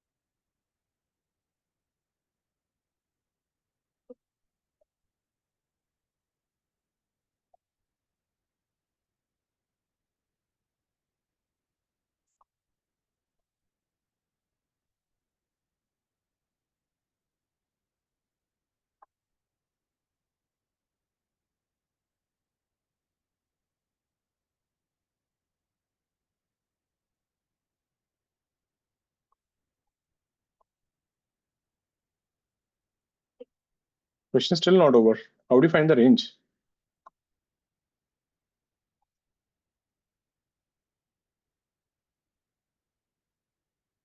Now, if you look at the velocity here, you will notice something.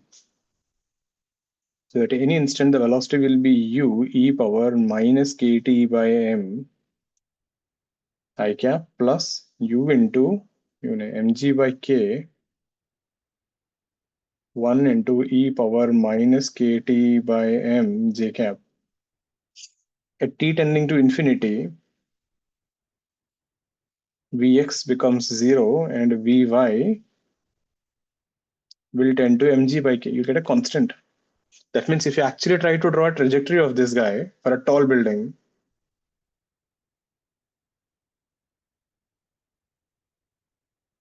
so when this thing is projected here, eventually, so there is a particular line you can never cross. So there is a line like this. You will not be, you will get closer and closer to this line, but you'll never cross. Eventually, your velocity becomes mg by k. At this point, Vx is 0. So you will not be able to cross a certain x coordinate. This is your range basically. This is your maximum x coordinate. So that means indirectly you have to find the x coordinate now. So I know Vx is u into e power minus kt by m. This is equal to dx by dt. Integrate this. So you get dx, limits will go from 0 to x. U e power minus kt by m dt 0 to t. This will be x is equal to u minus m by k e power minus kt by m 0 to t. This would be mu by k 1 e power minus kt by m. That's your x coordinate. So at t tending to infinity, your x coordinate will tend to mu by k. This is your range, everyone. So when you throw this, this will never cross that green line. You cannot exceed this mu by k. Technically speaking, you will not even reach that green line ever. It takes infinite time. But eventually, that is your limit. And it kind of makes sense. Think about it. In the vertical direction, there's an mg to drag you down, right? But in the horizontal, there's no one to pull you. Right? So eventually, the horizontal velocity will become 0. The vertical velocity mg will balance the vertical viscous force, and it is done. Is this making sense? It is like an asymptote, yeah. It gets closer and closer to the green line, but it'll never touch the green line.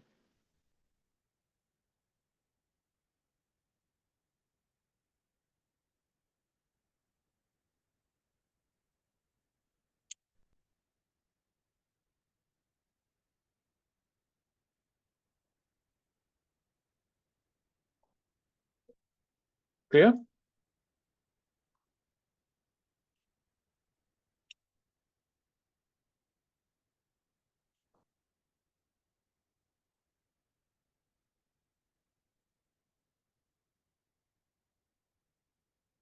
There. So that is how it is. I can even ask you to find the y coordinate also, that you have to integrate. It becomes more of a math question. Clear with this? So this is how you do projectile motion with air resistance. Any doubts on this? But got this thing? This will be a pretty good paragraph or a more than one choice question. I can ask this as a paragraph. I'll ask you find the velocity and the range. All clear? That's about viscosity. So you should definitely try all these problems again, what I taught you today, right? It's a small chapter, like it's a small subtopic, properties of matter. The thing we have viscosity, surface tension, elasticity is just one part of it. The second part is surface tension. We'll finish off surface tension elasticity, then we'll go for SHM. So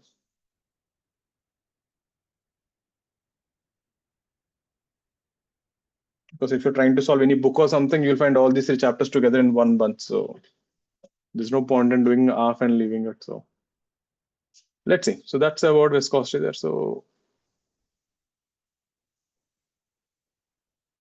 next thing, surface tension. So what is this?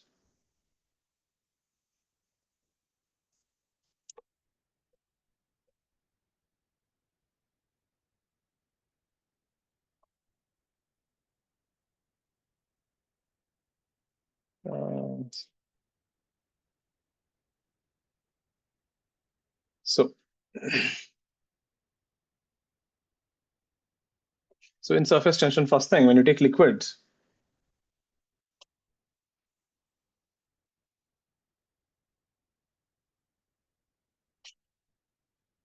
the molecules interact. So each molecule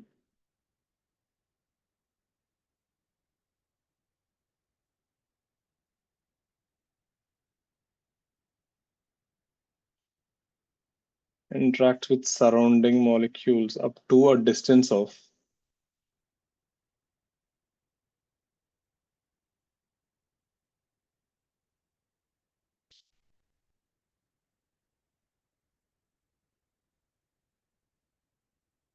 15 molecular diameters.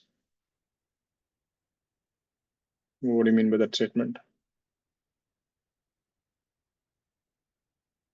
So first thing, whenever you look at the molecule, when you say interaction, so basically these are your van der Waals forces. This we did discuss a bit in elasticity in thermal expansion.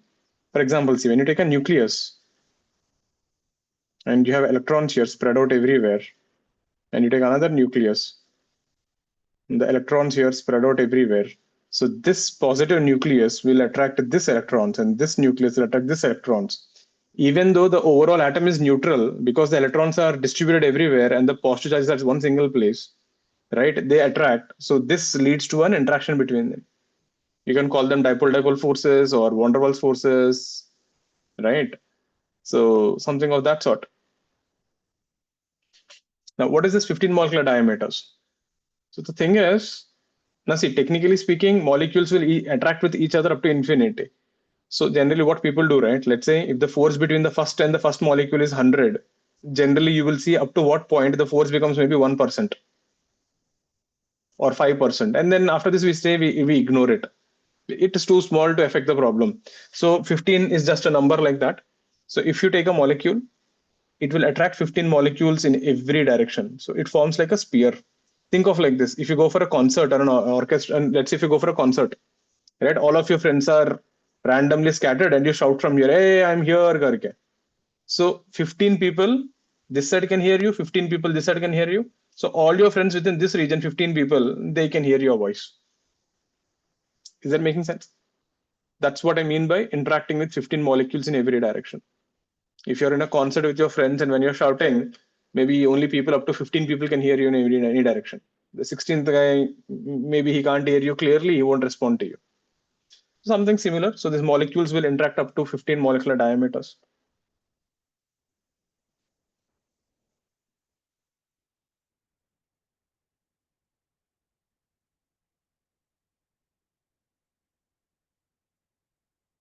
So this is called a sphere of influence.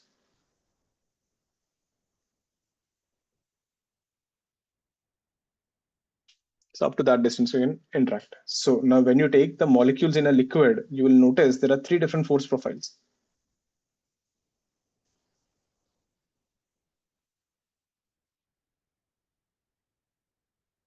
Now look at this. If you take the molecule inside the liquid, this guy is attracted by 15 molecules on this side. Attraction, attraction, attraction, attraction, attraction, attraction. So there's an equal force in all direction. F net is 0. So the molecules inside the liquid will have no net force. It's just a random number, Rabino. When I'm speaking what you're saying, you're not listening. Told you, right? It is a point up to which the force decreases a certain value. It's just a random number. Right. And second thing, if you take a molecule on the upper surface, it's attracting like this. So if you see, there is no force on the upward direction. Only the molecules below are attracting you. So there's a net downward force. So all the molecules in a liquid, right, they don't behave the same way. The one inside is 0, whereas the molecules on the top will have a net downward force. And the molecules on the corner are even more interesting. So the liquid is attracting this way, whereas on the right-hand side, there's a solid attracting. So this green one are called adhesive forces. This is the force between the liquid and the solid molecules.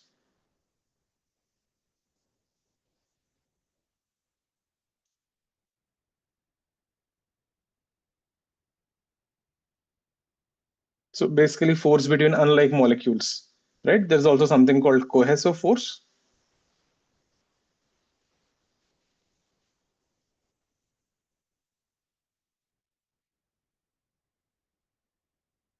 which is force between like molecules.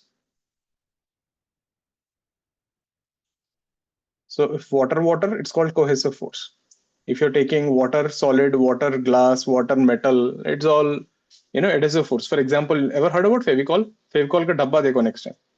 At the bottom, it will be written adhesive. Because using Fevicol, you can stick paper to wall, you can stick paper to wood, you can stick, two, wooden pieces to a wall or something. You can, what do you call it? You can stick two different materials. Basically, you're interacting two different types of molecules. Such things are called adhesives. Like molecules is called cohesive. So if you just try to classify, so in a liquid, we have three different force profile.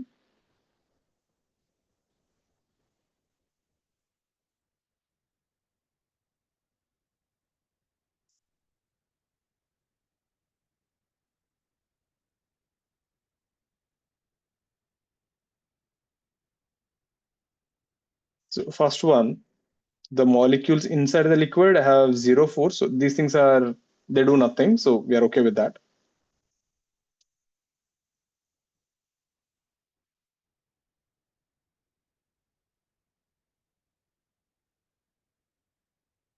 Molecules on the surface have a net downward force. So these things and the molecules on the corner, they create something.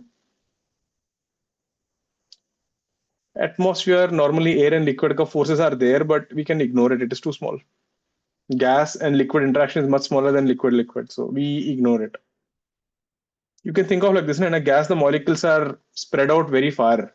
So the concentration is too less to interact. So we ignore it. It is there, but we ignore it. So molecules on surface have net downward force.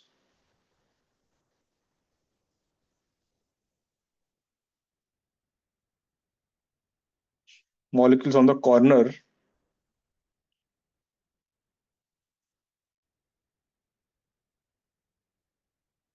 interact with the solid and the liquid.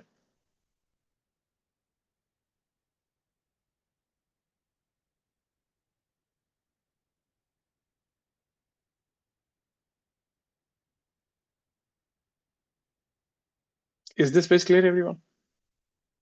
So there we established the fact that, molecules will interact up to a certain distance. Why 15? Like I'm saying, 15 is not any special number. Generally, when they do calculations, what they do, when the force ka value decreases by, let's say, becomes 1% of the initial force, we start ignoring after that because that numbers won't add up anymore. So it's too small. Just like that. So 15 is just some random number. So don't worry about that part. Getting it? And then if you see molecules on the surface have a net downward force, molecules inside have zero force, molecules on the corner will have solid and liquid. Now, these molecules on the surface will do something now. Because of the net downward force, if you actually look at the molecules here, they are tightly and orderly packed.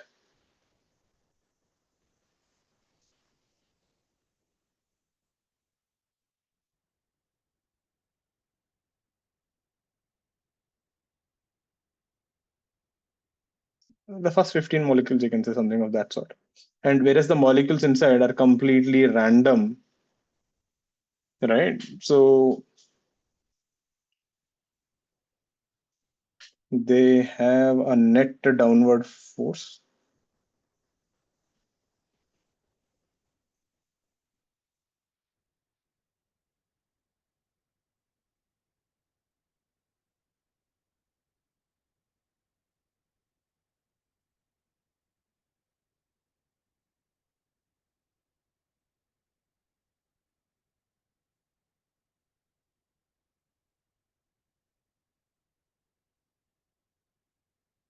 Due to the net downward force.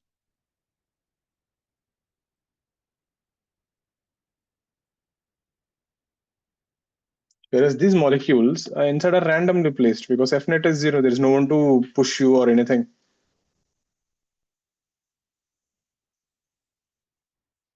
So this actually changes the behavior. Think of like this example. Let's say you went to a Coldplay concert, right? Or any concert that you like. I thought didn't go. I'm just telling you, right? So imagine, right? You're here and you want to go to the front line. Now, when you go here, you can push through people like this, and you can go ahead, right? And they're okay with that. But can you do the same thing once you reach here? Can you push this first two people and say, I want to go to the front? They're going to kick you out, right? They'll say, Pagal ho gaya kya? I am here from last 5 hours standing in the front line and you want to come and just stand now. Did you see something here? That same person here will not do anything. He will say, okay, go ahead, just push through. They're okay with that.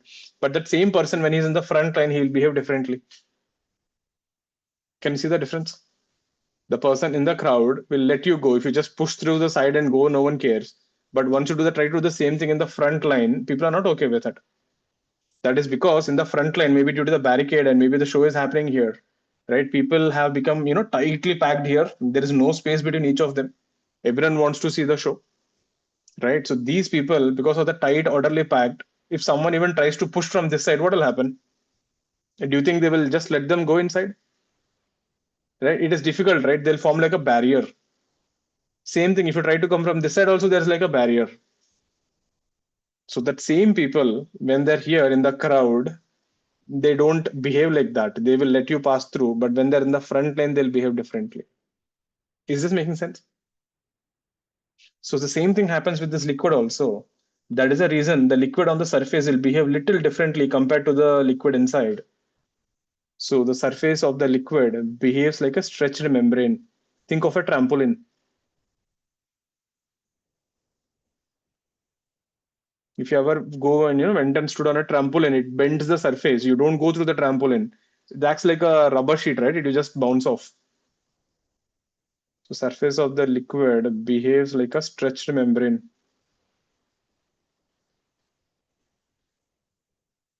So even though it's a liquid molecules, temporarily for some amount of force, it actually behaves like a solid surface. It doesn't let you through.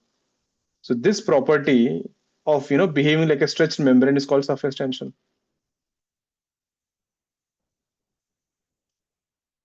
The best way to think about this analogy is that only when you're in a concert, the people in the first line and the people in the maybe in the backward, they don't behave the same.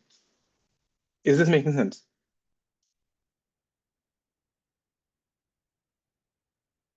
So how does this look actually? So when you say acting like a membrane, what do you mean by that? So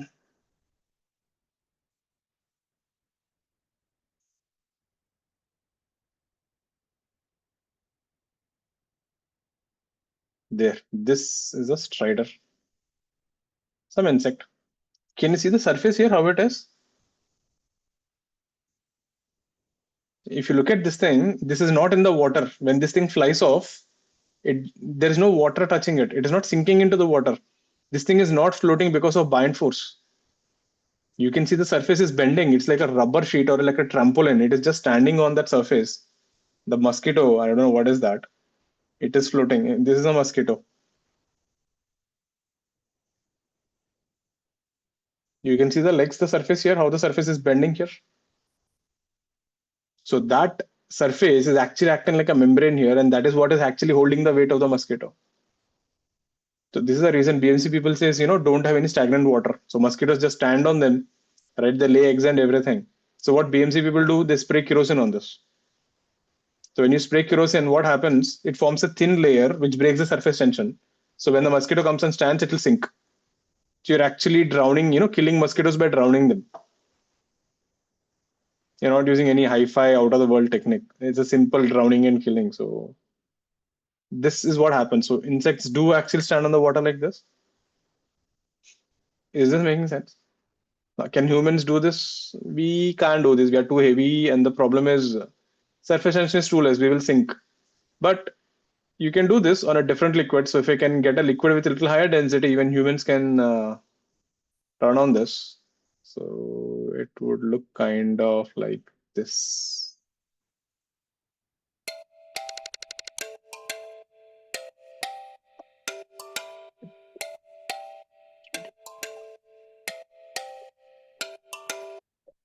Can you see the surface? Daksha, bolo na. So, like, what's the difference, the differentiating factor between water and oil, which, enables a mosquito to be able to stand on water but not in oil? Oil, see, it's simple thing now. What did I say? In the front line, the crowd is what? It is interaction between them. Imagine in the front line, there are people, who are like very strong and muscle men, or in the another line, the front line, there are people who are first standard kids. Which line is easy to break? So the second. Kids, right? So oil interactions are so weak, you can just break through them. Surface tension is almost, it is there but negligible. It's very less compared to water. You know ना, chemistry में आप लोग पढ़ा होगा ना, water में if you see there's a hydrogen bonding.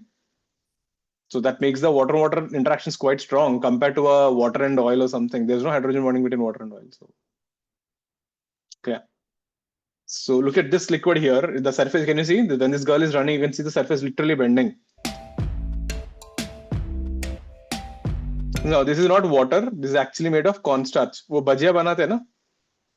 You take that cornstarch, you mix it in 2:1 ratio. Meaning for 2 kgs of cornstarch, mix 1 kg of water. So it becomes pretty viscous and thick. You get like this.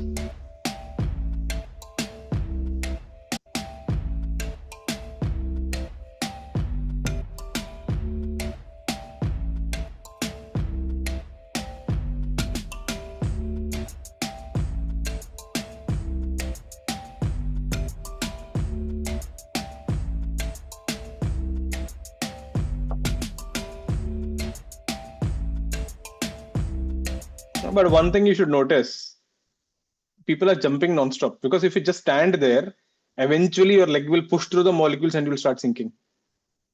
So the point is, for a moment, right, when you hit the surface, it behaves like a solid, then you have to immediately keep on jumping. If you just stand, you will sink. So here you can clearly see the surface bending. There, this is what happens if you just stand there.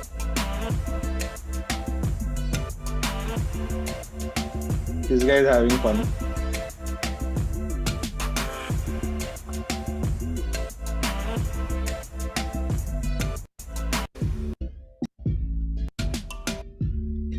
So same reason, right? If you fall into a, let's say, you know, what do you call the, वो क्या होता है? That is sinkhole, not sinkhole.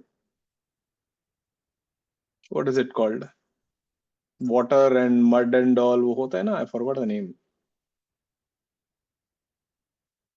Swamp, quicksand, right? If you fall into quicksand, the best thing to do is just shut your mouth and be there. What most people do, they get scared and they start moving everything. So when you move, what happens, right? You push the molecules below your leg and you sink more. This is the position. Can you see this guy? If you actually lean backward, your legs will actually come out. It is pretty easy to get out of the quicksand. But movies, they have to show it dramatically, right? Or else it doesn't give you a feel. So first thing, you need to become calm and just stand there and then lean backward, aram se, and then your body just comes out. Because quicksand is denser than your body, you can't sink.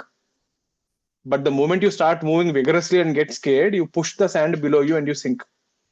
So there.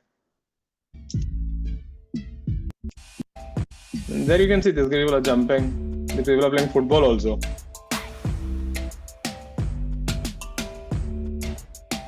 Here you can see the surface, literally it bends.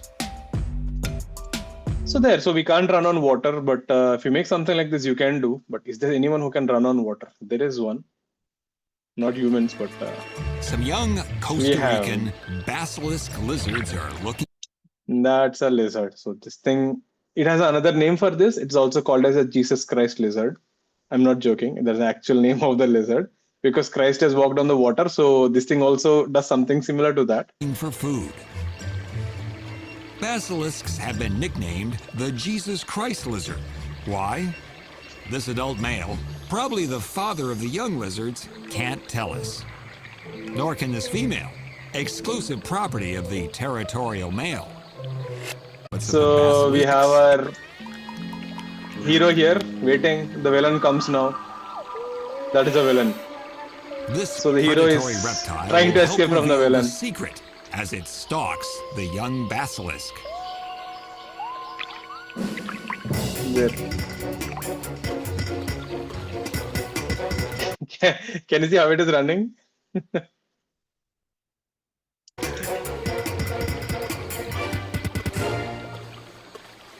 The basilisk is called the... You know, there's a lot of physics going on here. First thing, if you notice, right? First thing, there's a surface tension, obviously. Second thing, if you notice, the front part of the body, right, is lifted up. So the back legs are acting like a hinge, actually. So to balance the torque, look at the tail there. So the tail ka torque is balancing the frontal body part ka torque. Means if you cut off the tail the lizard ka tail, right, this thing won't be able to run. It will just fall into the water, na? Think about it. When the front body is leaning forward, isn't the torque to the right side? So to balance it, you need a weight on the left hand side also, right? So the tail is acting like a counterweight to balance the weight of the head on the left hand side here. So that thing is actually a proper balance. It's like a seesaw kind of thing. So without the tail, this lizard couldn't have run. And second thing, the feet are webbed feet. It's not normal. So you get more surface in contact, you get more surface tension, right? And it has to run pretty fast. It stops, it will sink. Jesus Christ lizard. You can just see that again. It has a very funny motion, but yeah. I'm pretty sure you must have a friend like this in The school who runs basilisk like is that called in the a race or Jesus Christ something. lizard because it can walk, well, really run on water. It bicycles its hind legs, and the tail becomes a counterweight. And it runs pretty fast, huh? Look at that, how fast It's a it runs. counterweight. There. We can't know what the snake is thinking. Yeah, snake didn't get the food, so we don't know what the snake is thinking, but it doesn't care. I don't care anyways, so let it be. There. So the important thing is to believe, right? What I said is not some magic that I created, but it does exist. The biggest problem I face with surface tension, right? Students, right? They understand everything. They feel like, yeah, sir, you told everything, equations and all look great, but you don't get that feel it is actually true.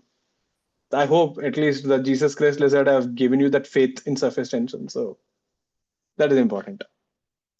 Clear with this? So if I go ahead with this, so we kept on saying surface tension. So we need to define what is the surface then exactly. So how much thickness is the surface? So a surface is defined as a thickness of 15 molecular diameters. Again, why 15? Because the sphere of influence. You could have taken 16, you could have taken 14. It won't make a difference.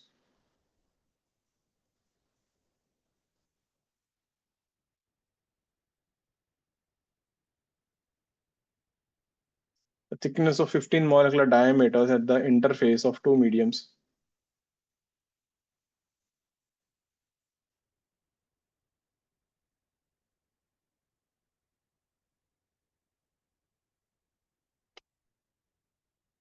So if you take a liquid drop,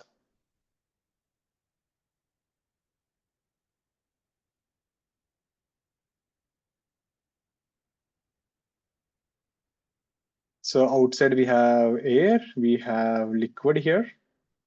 So there's only one interface here. So this is your surface. It's an interface between two mediums, air and liquid. But if you take a soap bubble or a soap film,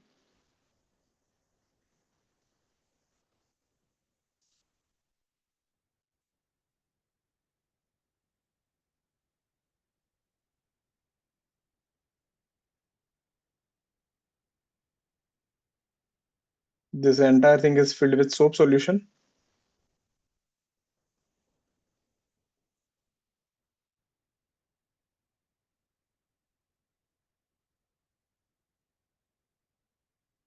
Now, so this thing, right, has a thickness of around 2 to 3 lakh diameters.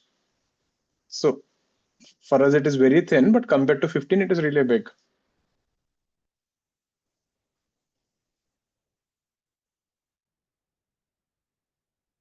You can even get thicker ones.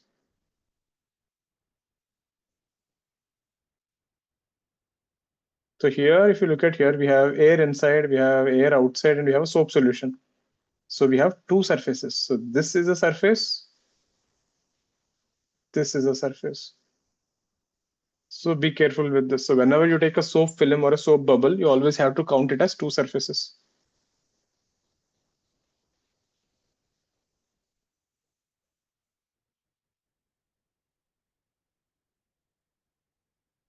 Clear? So that is the surface ka definition. Now, so how much force does this actually exert? Like, what do you mean by it is exerting force and all? Think of like this. If you take a sheet, so let's say this is your soap film.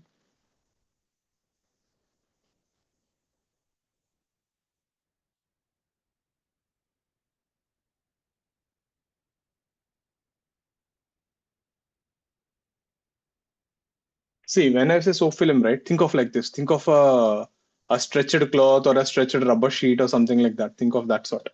Now, if I imagine an imaginary line here, AB, CD, and let's say EF, right? Think of like this, meaning, now if you're looking at my screen, right? See, if I have a cloth like this, and if I pull this way, can you see I'm pulling it? Now, if I imagine a line in the middle here, and if I ask you this question, what is this right side doing it? It is pulling to the right, isn't it? How is the force? The force is along the cloth and perpendicular to this line. Similarly, the left side is also pulling this way. The force is along the cloth and perpendicular to this line. And since both are equal, the line in the middle is in equilibrium. Are you able to visualize that? You just take a cloth and try to stretch it, right? If you imagine a line in the middle, an imaginary line, you'll observe both the sides are pulling the line on both the directions. The cloth is like a stretched membrane or a stretched sheet. So we have a force here, which is FABCD. We have a force here, FBAFE. So this force, the surface tension force, so just think of a rubber sheet. And if you just put a dotted line, you will see the sheet is being pulled on, the line is being pulled on both the sides. The surface tension force is parallel to the surface.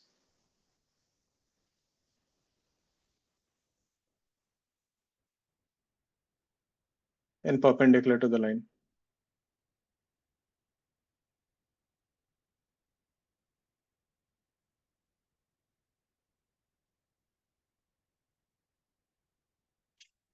So parallel to the surface and perpendicular to the line.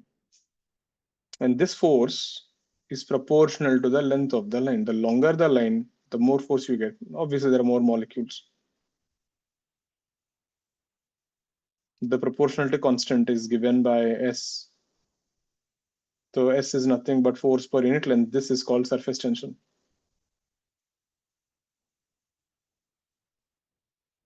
So this value S, surface tension, depends on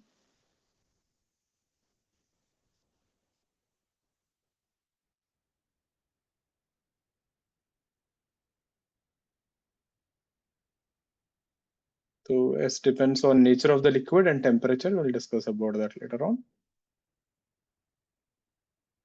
And nature of the liquid. Like you said, right? If you take oil and if you take water, oil-oil interactions are lesser.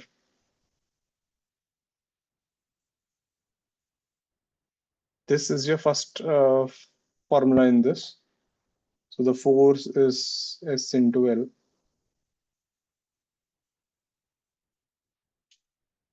So not only this, you got to take in any random surface also. For example, if you take a surface like this, and imagine if I take a random imaginary line, you can choose any line, doesn't matter. Now, if I ask you how is the force, like I said, the force will be perpendicular to this line and parallel to the surface. At every point, the force will try to drag it like this. But the thing is, there's also another force on the other direction, so it does balance out. Is that clear, everyone? So the force is parallel to the surface and perpendicular to the line. The best example you can take, the book you're writing, right? If you're using a ruled book, you have lines here.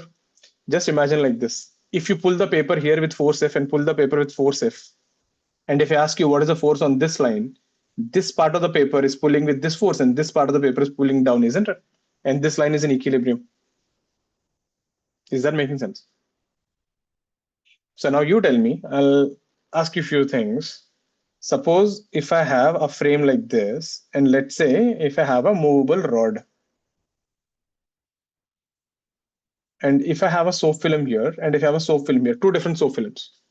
So this soap film is pulling with this force, and this soap film is pulling with this force. Okay. Now, for some reason, if I destroy this soap film on the right side, what will happen to the rod? This force is gone, isn't it? This force is still there, so it will just go to the right, isn't it? So it gets pulled. Similarly, let's say we have a soap film and you keep a random thread. So we have a soap film inside, we have a soap film outside.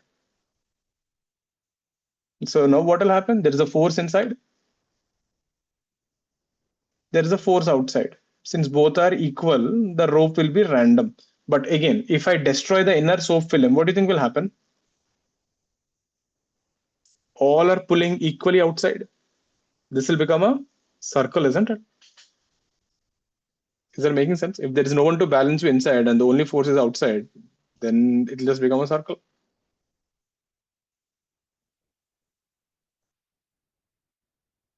Let's see how that looks.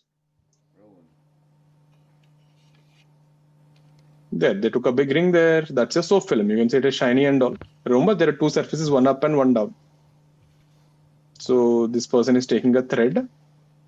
You just place it on the soap film. Like I said, it is just random shape it will take. Because there is a soap film inside, there is a soap film outside. There is an equal force at every point. So net force is 0. It can be any shape. But if you destroy the film inside, you get a circle. Can you see? It forms a really good circle. He kept one more rope, thread, destroy the film inside, you get a circle.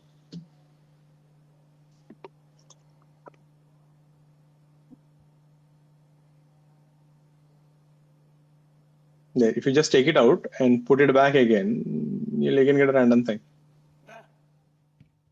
Is that making sense? Let me show you one more.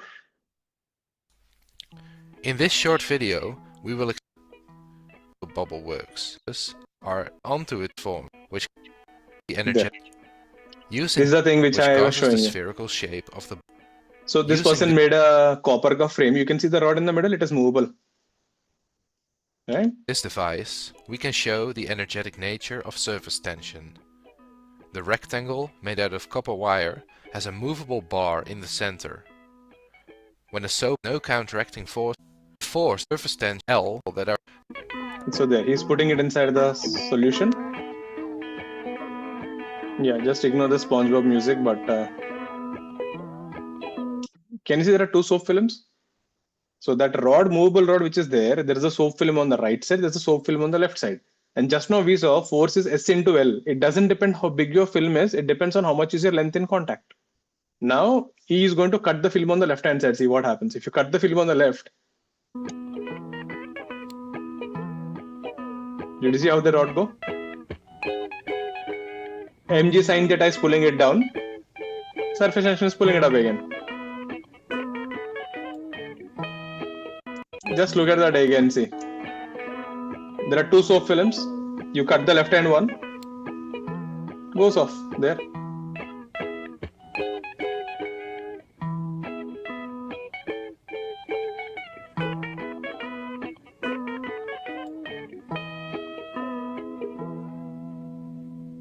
There, can you see the soap film? It is pulling that thing out. This is what I was saying. The soap film will act like a membrane. It will always try to pull you. Think of it like a rubber sheet or something there. Is that clear, everyone?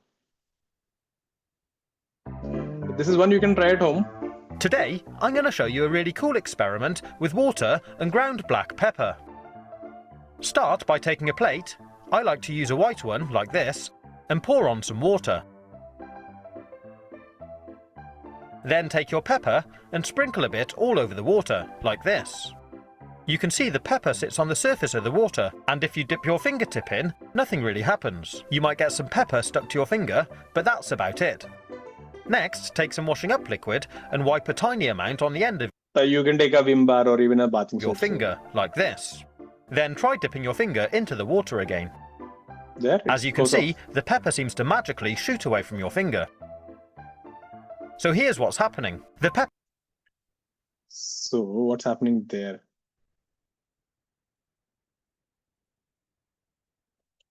Something similar here. So the pepper which is there, if you look at this thing, the water is pulling this pepper in all directions, isn't it? But the moment you added soap solution here, this side the forces have decreased. These forces has become less. So what will happen? Because the water interaction is more, the pepper will go this way. So it gives you an illusion they got repelled. You're getting it? So that is how it is working there. You can even try this with, camphor. We given a god kili that arati, that white thing, camphor. If you put that in the water, you will observe that it will also start dancing. Because whenever it melts, it will decrease the surface tension, it will go in the opposite direction. So it gives you a feeling it is like dancing randomly. But clear with this? So the force is assigned to well. So I hope everyone is believing now that surface tension exists. It can exert force. Is that clear, everyone? That's a bit of an introduction about surface tension. So we'll catch up on Thursday again. We'll continue from here. So we will see problems and everything based on this F is equal to SL.